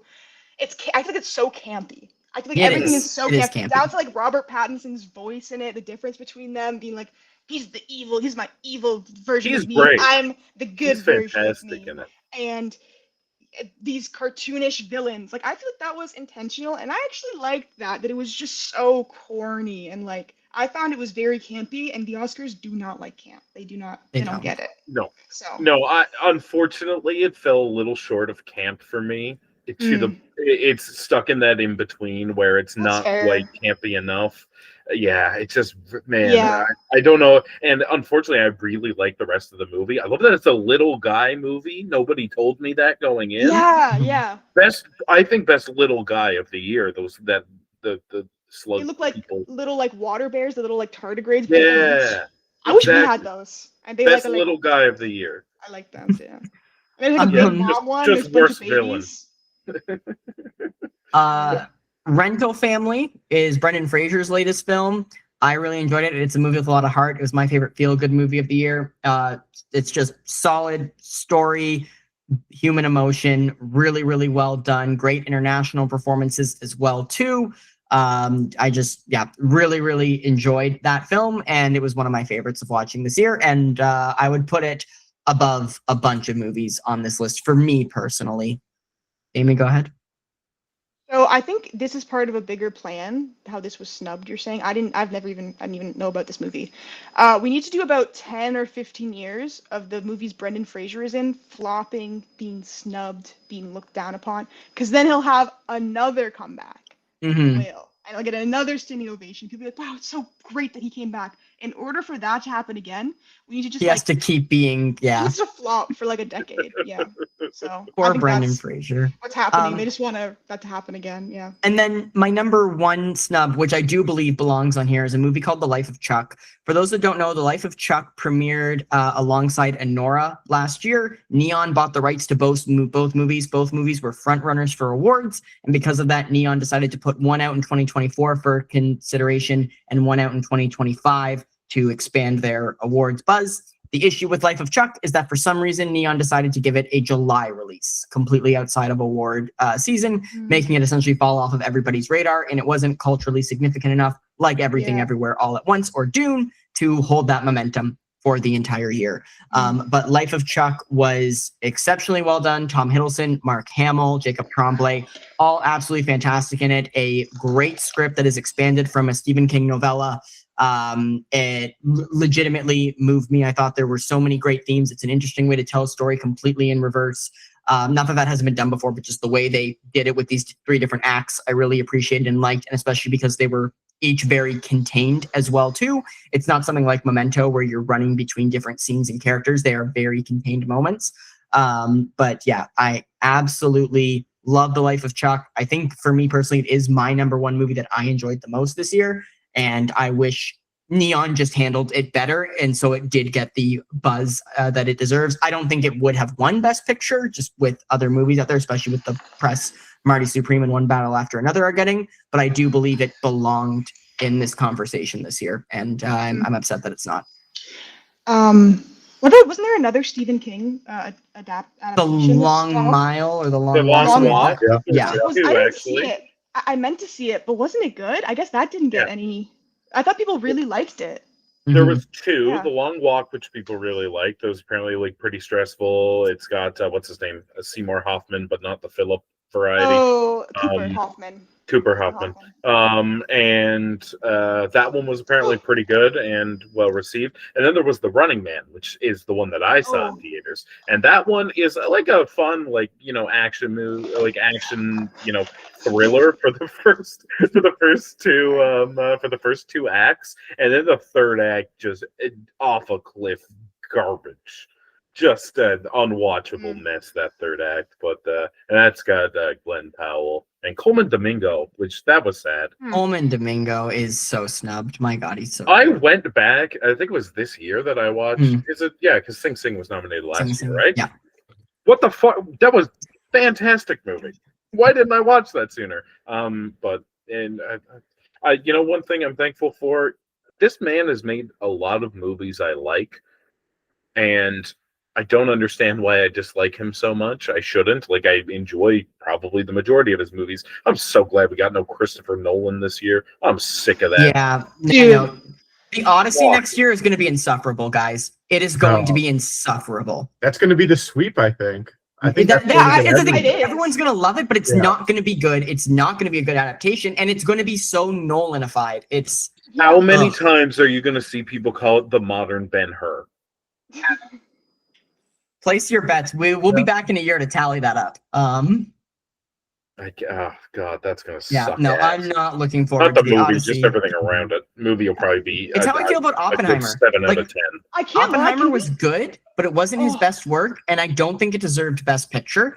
I have to And say, sorry. it's actually Katie puts it the best way, I think, where she's like, the first half of that movie is just assembling the Avengers of physics in the most lame way possible. It's just a montage of them going to different physicists and being like, you want to join our thing? And they're like, yeah, like it's From a math perspective too, it really is just like, let's throw as many names in there as we can. Like randomly, like Mhm. Gordell is there, and it's like Einstein is like, yeah, and he hasn't eaten since his wife died. Why are you? What are we talking about? I was gonna say, has it been long enough? We can finally say that was not a good movie.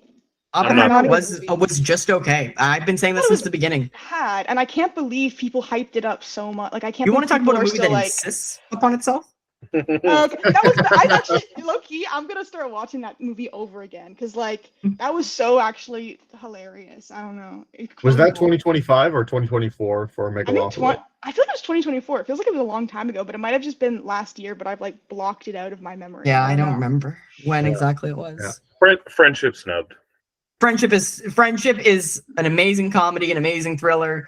Yeah. So much fun. I wish the Academy would go back to recognizing comedies. I did a little bit of research for a different thing I was working on, and I went back and I looked at every Oscar winner and like nominee for Best Picture from 1999 until last year. And there were used to be in the early 2000s so many great and smart comedies that would get recognition, and now nothing. And I wish we could go back and give Wait. comedies some more recognition.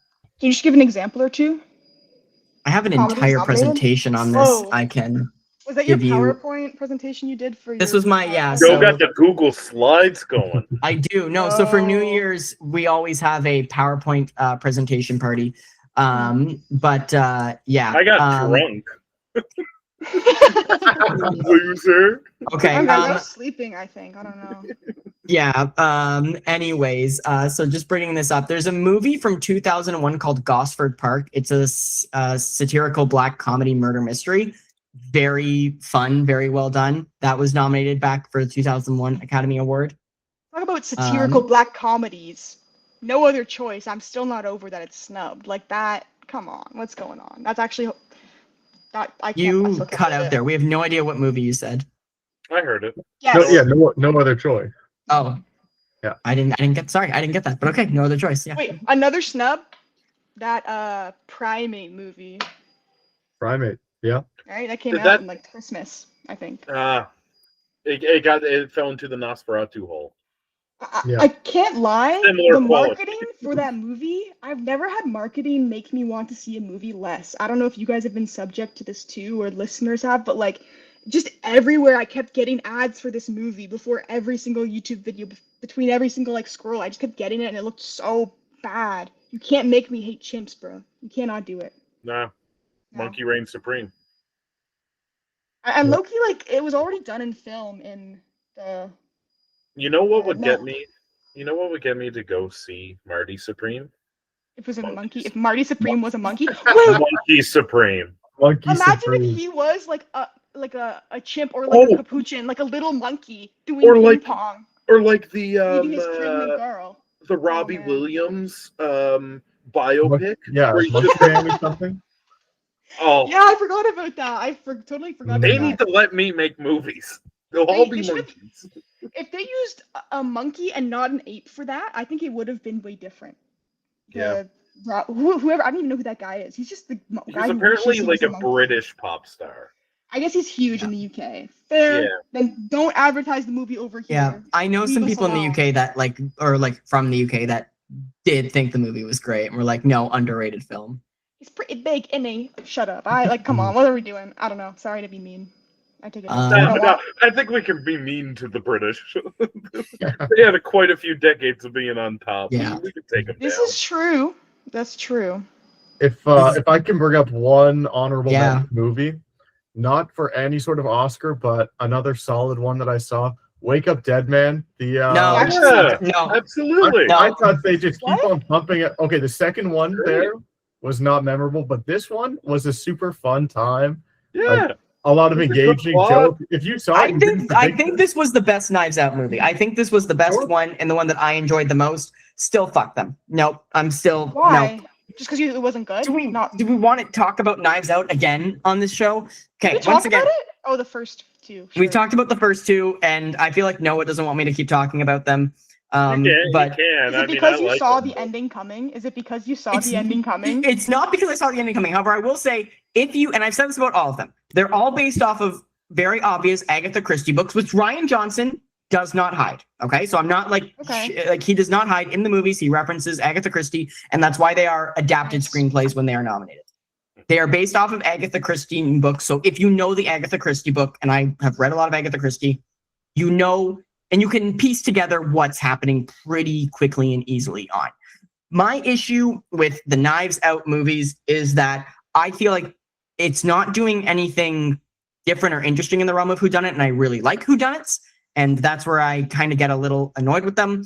I also feel as well too that it's just drawn out a lot. They're so overly long. A whodunit I think can easily be 90 to maybe 120 minutes, but you can really fit in that 90 minutes. I don't need all of this stuff. I thought though that this one had the best performances and definitely the best story, but it takes 40 minutes before Benoit Blanc shows up, guys. Like, what the fuck are we doing? Two I and a hate half character hours. development. Two and a No, half no, no. hours. No. Okay, Okay, I Noah. got 2 points about this because I feel very strongly about it. The Knives Out movies are murder mysteries, not whodunits, and there's a difference. There is an aspect of whodunit, but it's not structured the way a whodunit is because it puts all of the emphasis on one of the suspects. And here's the big thing, Joe. Benoit Blanc's not the main character of those movies, and he shouldn't be. Yeah. He's not. The main character of the first one is oh god, what's her name? Yeah, she's the housemaid. Yeah, the she's the main character of Yeah. the first one. Josh O'Connor's the main character of this one. Josh O'Connor. Yeah, I get my Josh's mixed up. Josh O'Connor is the main character of this one. Janelle Monáe is the main character of the second one. Benoit Blanc is the supporting character. And he undergoes the character, like you see how his character grows, but the emphasis on who the character in the story is about is never him, and that's why they're a fun way of doing this murder mystery, and that's also why they're a murder mystery and not a whodunit. I think he's also very camp, the character. I feel like it's fun. I hate Also- that accent. Yeah. He That accent. It's funny. I don't know. It's he whatever. looked Okay. so good in this one. The longer hair, the double button jacket. He I think they finally nailed the style for him. I will say a big point towards this movie is the way it handled religion and Catholicism, that it critiqued it, but it was respectful and like acknowledged the value it gives to people, and it kind of shows you this character who's at odds with prominent parts of the church, but his value in it. And I really appreciated how he had that phone call with the random lady about like showing what his value is. Yeah. Very rarely do you have like a random side character that has such a big part. Like I don't know. I thought that was pretty good, but it still like had a strong critique about how the church views women and how it like helps people when it's actually doing the opposite. But it still was like, well, that's not what it's meant to be and what it always is. I'm not really religious. I'm not religious, period, actually, at all. Whatever. But I'm like, okay, I do appreciate how it's like not taking purely one side or the other. So it's more of like a true take on it from like looking at it from both sides. And I'm sure Catholic people watched it and were like, thank you or whatever. I thought the acting was really good. I really like Josh O'Connor, but I feel like Mila Kunis, it was like horrendous. it took me out of it. It was crazy. She was like, you know, like in Scary Movie, and there's the sheriff that keeps getting the bigger hat. I wouldn't be surprised if that bit started going on. Horrendous in it. It was Absolutely crazy. horrendous. And it's like, well, what is she doing? Is that just like, was it? They're written going like through that? stars What's too going quickly for the on? Knives Out movies. It was like Gal Gadot levels. Yeah, it was very bizarre. That's really the only thing that I was like, what? It really kind of feels too, I don't know. Go ahead. A movie I really enjoyed that I would like to shout out. I know I shouted out Friendship, and I know we've been going for a while, but Superman. Superman was so a good. Very good, feel-good movie. And great comic book adaptation, lots of fun. Great I really Stark enjoyed it. Kunu universe. Yeah, no, agree. I think it's a great new direction for like comic movies. I'm not a big comic movie person, but for it to be more of like the theme that the comics actually are. Like Superman, his name's Superman, bro. Like he's kind of like, Yeah. I'm a good person and be nice to people, and it is supposed to be family oriented, child oriented, and Mhm. so DC especially has been like trying to be super edgy and kind of like missing because that's not what's going on. Of course, Batman's an exception. That's why Yeah. that movie was that movie, but I feel like it's such a good direction, and I hope it keeps going in that direction. And Mhm. even though it's woke, even though it's woke to be nice to people or whatever, like, hey, be nice to people. Woke propaganda to like have empathy Well, or that's. something. I But mean, You that's know, even like it's where they had the after the movie came out, and everybody was like, "Oh, how dare you say those things about Israel?" It's like, it didn't say anything about Israel. yeah. Yeah, that's weird that you saw yourself in that country. Mhm. Yeah. But you know, it was shot brightly, beautifully. It was a great tonal shift, and I like that about James Gunn's DCU. Like the Clayface Mhm. movie is a practical effects horror film, like, and it's going to be R-rated. Like there are going to be different tones in this, like there are in comic books. That's the biggest thing. The last 5 years of the MCU has been the same campy bullshit Yeah. that we're all sick of, and Bad. yeah. If we're shouting out though, one more movie I want to shout out, and this is not like Oscar nominated, but I just want to shout out this movie. Vince Vaughn did a movie for Netflix called Nonas, based on a true story. And it's not a comedy. It is Vince Vaughn doing a drama. It is extremely heartfelt. It is an extremely well-written script. All of the performances are absolutely fantastic. This was another movie that I really, really dug this year that took me completely by surprise. And that I just really recommend to a lot of people. Where like if you've got a group, like a family thing or like a group of friends together, and you're just looking for something nice to watch together that you'll get like some chuckles and laughs out of, but like something that is just genuinely like a nice, good watch. Put on Nonas. It's really, really great. It's a very inspiring story, and I was blown away at just Vince Vaughn doing something where he's not the goofy, campy sidekick or goofy, campy guy you fall in love with. Like he is very much like it's a dramatic role where he is wearing his heart on his sleeve in this role with a purpose. And he does have a love interest in it, played by Linda Carlini, who is also fantastic. But like, it's very, very good, and I cannot stress enough that you should watch this movie. It's very good. Huge snub that I just remembered came out this past year. Wait, I think the Minecraft movie. Oh, for fuck's sakes! The Minecraft movie? Come on. I gave that movie Chicken 2 stars, I taxi. think. I didn't see it, bro. I'm waiting for like it's gonna be the last thing I do in this life. Waiting until I'm on my deathbed. I'll be like, today the Minecraft movie. Anyways. Did anybody notice in the Minecraft movie how painfully obvious the Jeep product placement was? Like, it's fucking everywhere. It's been in a lot of movies recently, like painfully obvious. Yeah. product placement. And the first 20 minutes of that movie is just nothing but the heaviest exposition I think I've ever seen in a film. Holy fuck. I don't think it was. I don't think it was trying to be anything more than a product. I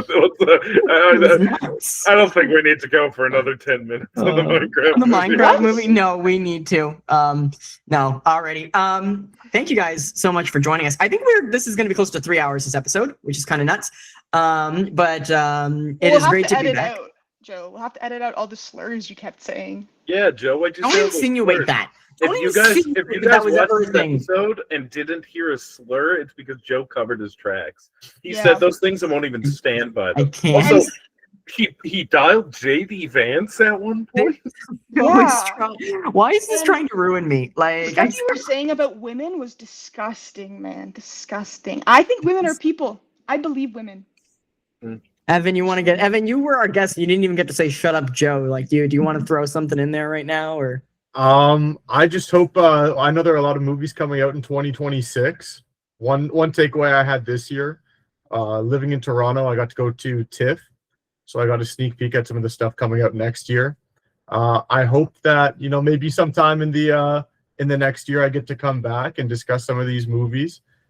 If not, then maybe I'll be recast by Chris Pratt or something, and that'll be an interesting storyline. Is the TFCC movie Chris Pratt just playing every single role? Yeah, it's like Sinners. Yeah. No, Joe, you're going to be played by Salma Hayek. I said this earlier. That's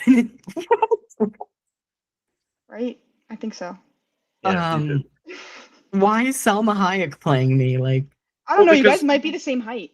Well, because Quentin Tarantino puts your toes in his mouth at one point, so we have to. Right? Yeah. Wait, Quentin Tarantino plays my sister. Right. Thank you all so much for joining us for our 6th season of 21st Century Cinema. This was the premiere, sadly. If you're just finding us, go back and watch some of our great things. I'm really upset Noah didn't name Pia Sadora's IMDb this year, but maybe we'll do it in 2026. Evan, thank you so much for joining us. We'll, of course, have you back, mostly because Jamie has a controlling say in this podcast, so we have to... but no, you've been a delight. So many great opinions and conversations, and you weren't as mean to me as the other two were, which is really nice as well. Evan, speaking of which, we do also give our guests the opportunity to plug anything they want to plug. So is there anything you've got going on you want to talk about? I hear you might be in a band with a fun name. Yeah, and pretty big, I think, in Germany as well for all the German fans that are listening. But I'm in a band called Wiener Kebab. Try spelling that with all the different variations of the 2 words there. But we make cool music. It's like we've been called cowpunk. We're trying to go into some different alternative rock genres, putting some metal in there. But we just played a show at a place called the Rivoli. I was talking about Nirvana, the band, the show, the movie. And that's all about getting to play a show at the Rivoli. And an interesting tidbit, the lead guy from that show, or one of the lead guys, Jay McCarroll, he was at the show there, so pretty interesting to see him in his natural environment. But check out on all streaming platforms Wiener Kebab. Yeah. At the very World least, Evan, takeover. you will get one new listener out of this, and it's going to be Noah. I can almost guarantee you. Oh yeah, When you start talking about your music, Noah's face was lighting up. Like, absolutely. That sounds wicked. I've already become a big Blossom fan. Oh man, absolutely. Noah, did you listen to the new Blossom stuff? I haven't yet. I've been on a New podcast album yet, soon. but New I will album be. soon. I will be listening. Oh hell yeah! Jamie wrote one of the songs. Well, hey, I wrote more than one of the songs. Okay, but sorry. I wrote all of them actually. There's actually Blossom. It's just I move around really quick, so it looks like there's 5 Multiple of us. people. Yeah. It's just me. Is there a TFCC theme song? There is. You'll hear it in the. It's just stock music. But if anyone, I've been saying for years that Blossom should make us a theme song, and Jamie's just never followed up on that. I don't remember you ever saying that to me, but I probably just keep forgetting to be real. Yeah. But we could have a custom theme song. So if Wiener Kebab wants to do it, Evan, Yeah. we don't pay much, but we do pay a little. Exposure, maybe. We do? We've Wait, every no, not to us, but like every piece of graphic design Noah Schaefer has done for us, we've paid him like. Yeah. Yeah, we don't have a lot of a budget, but we have, and we have supplied like the microphones and everything. Like the podcast. It's true. That comes from my Patreon donation. It does. It does. A significant amount of our budget has come from Noah's Patreon donations over the years. The t-shirt sales or sweater sales for all of our merch. I'm wearing some of that right now that you can check out at the links below. And yeah, 2 out of 3 main hosts are wearing the merch today. That shows the commitment to the show. I think. I don't know. Do you even have legitimately? Do you even have a TFCC shirt or sweater? Yeah, just not at my parents' house, which is where I am. Sorry. I was supposed to go out for dinner with someone today, but he canceled because he hates me or something. And we're not a relationship therapy podcast. That's not what we do here. I'm kidding. So let's wrap it's a this snow up. Day today. Yeah, we have an awful snowstorm. Noah, anything you want to plug? I'm still trying to do theater if anybody will pay me to do it. So I would if I had the money. And Jared, actually, Studio Squidsicle is our production company still going on. I got a cool jacket that Jared got made for me for Christmas that I would share, but it's downstairs and I can't be bothered. So yeah, I mean, you can follow my socials, Shipwrecked. You know where to follow me. I might accept it. I'm not very active that way. But Sketchfest is coming up that we've applied for, so hopefully we'll be back in there. You can check that out. I no longer do any jobs facing the public, so you can't find me there. I'll shout out a local band I've gotten really into here in Newfoundland, Swimming, Midwest Emo Math Rock. Check them out. Swimming are great. Right, Mad Rock or Math Rock? Math Rock. He uses different time signatures and stuff like that. But okay. Check them out. They're really cool. That's about it. That's all I got. Jamie. Well, yeah. So as it's been mentioned, I'm in a band that's also we're going more towards math rock. We were kind of math rock and shoegaze, but I feel like we're departing from the shoegaze and going more math rock. Called Blossom on Instagram. That's at Blossom Band. It's spelt weird though. Blossom is spelled BLOSSOM. It's linked in all the descriptions of our episodes. Every It's episode has the conveniently blossom linked in the hyperlinked. description. We have a website. We're on Spotify. We're on Bandcamp, which is maybe the best way to, I don't know, like listen if you want. New album coming out January 30th. I don't know when this episode's coming out, to be real with you. This episode is coming out probably legitimately January 29th, this Thursday. So New album tomorrow, if you're listening when this releases, or new album in the past, old album release. new album already out. Maybe, who knows? But that's really exciting. It'll be like everywhere. Well, mostly everywhere. Yeah, and there's this really new, exciting thing going on in America. This new like task force that I was gonna work for. No, that's They promised me like no. We like 50,000 a guys, year, we have and they one give rule me on a the job. show. There's What? one rule to the show. Yeah, think we that's gonna be a praised part of it. I think JD it's gonna be Vance on fine. this. I'm like, I'm gonna be stationed in like, I think they said like Minneapolis or something. Guys, I'm sorry, is that too far? I'm sorry. guys. This is the year we get canceled. We like six We do not seasons We're not and getting Support canceled. fascism. Yeah, exactly. We do not Some- support evil. Exactly. Fuck ICE. Let's throw them out here. Fuck ICE, Free Palestine. We got a couple more to do. Yeah, House we're the in. homeless. Yeah, House the homeless. We're in solidarity with the people of Iran. Sure. Yeah, just yeah. Let's do this See right. my boy. remember when this show didn't have political affiliations? I mean, I agree with everything you've just said, Noah, but the agreement was the show would not have a political affiliation. Rest in peace, Jeffrey Epstein. Yeah, well, yeah. Joe's close personal friend. Jeff, The financier. the financier. Yeah. I think I would have heard if something happened to him. Sorry, guys. I'm not even going to plug anything. Just, we've been 21st Century Cinema. You can find us wherever you get your podcasts. Follow us at all of our socials below. But yeah, There'll we'll just be be coming back more. with more episodes this year. Monkey episode we want to do. We are going to do a third B-movie episode because you guys really like those B-movie episodes that we've done. So Mike Isn't there and just Adam, one though? There's two. Isn't there just the B movie? They made a second one with like Seinfeld. I don't Yes. understand. Okay, I'm sorry. Go ahead. Thank you so much for listening. Who knows how much of this we're going to keep. I didn't say any slurs regardless of what Noah said. Yeah, well, regardless of what Noah said, but not regardless of what I said. Happy awards season, everyone.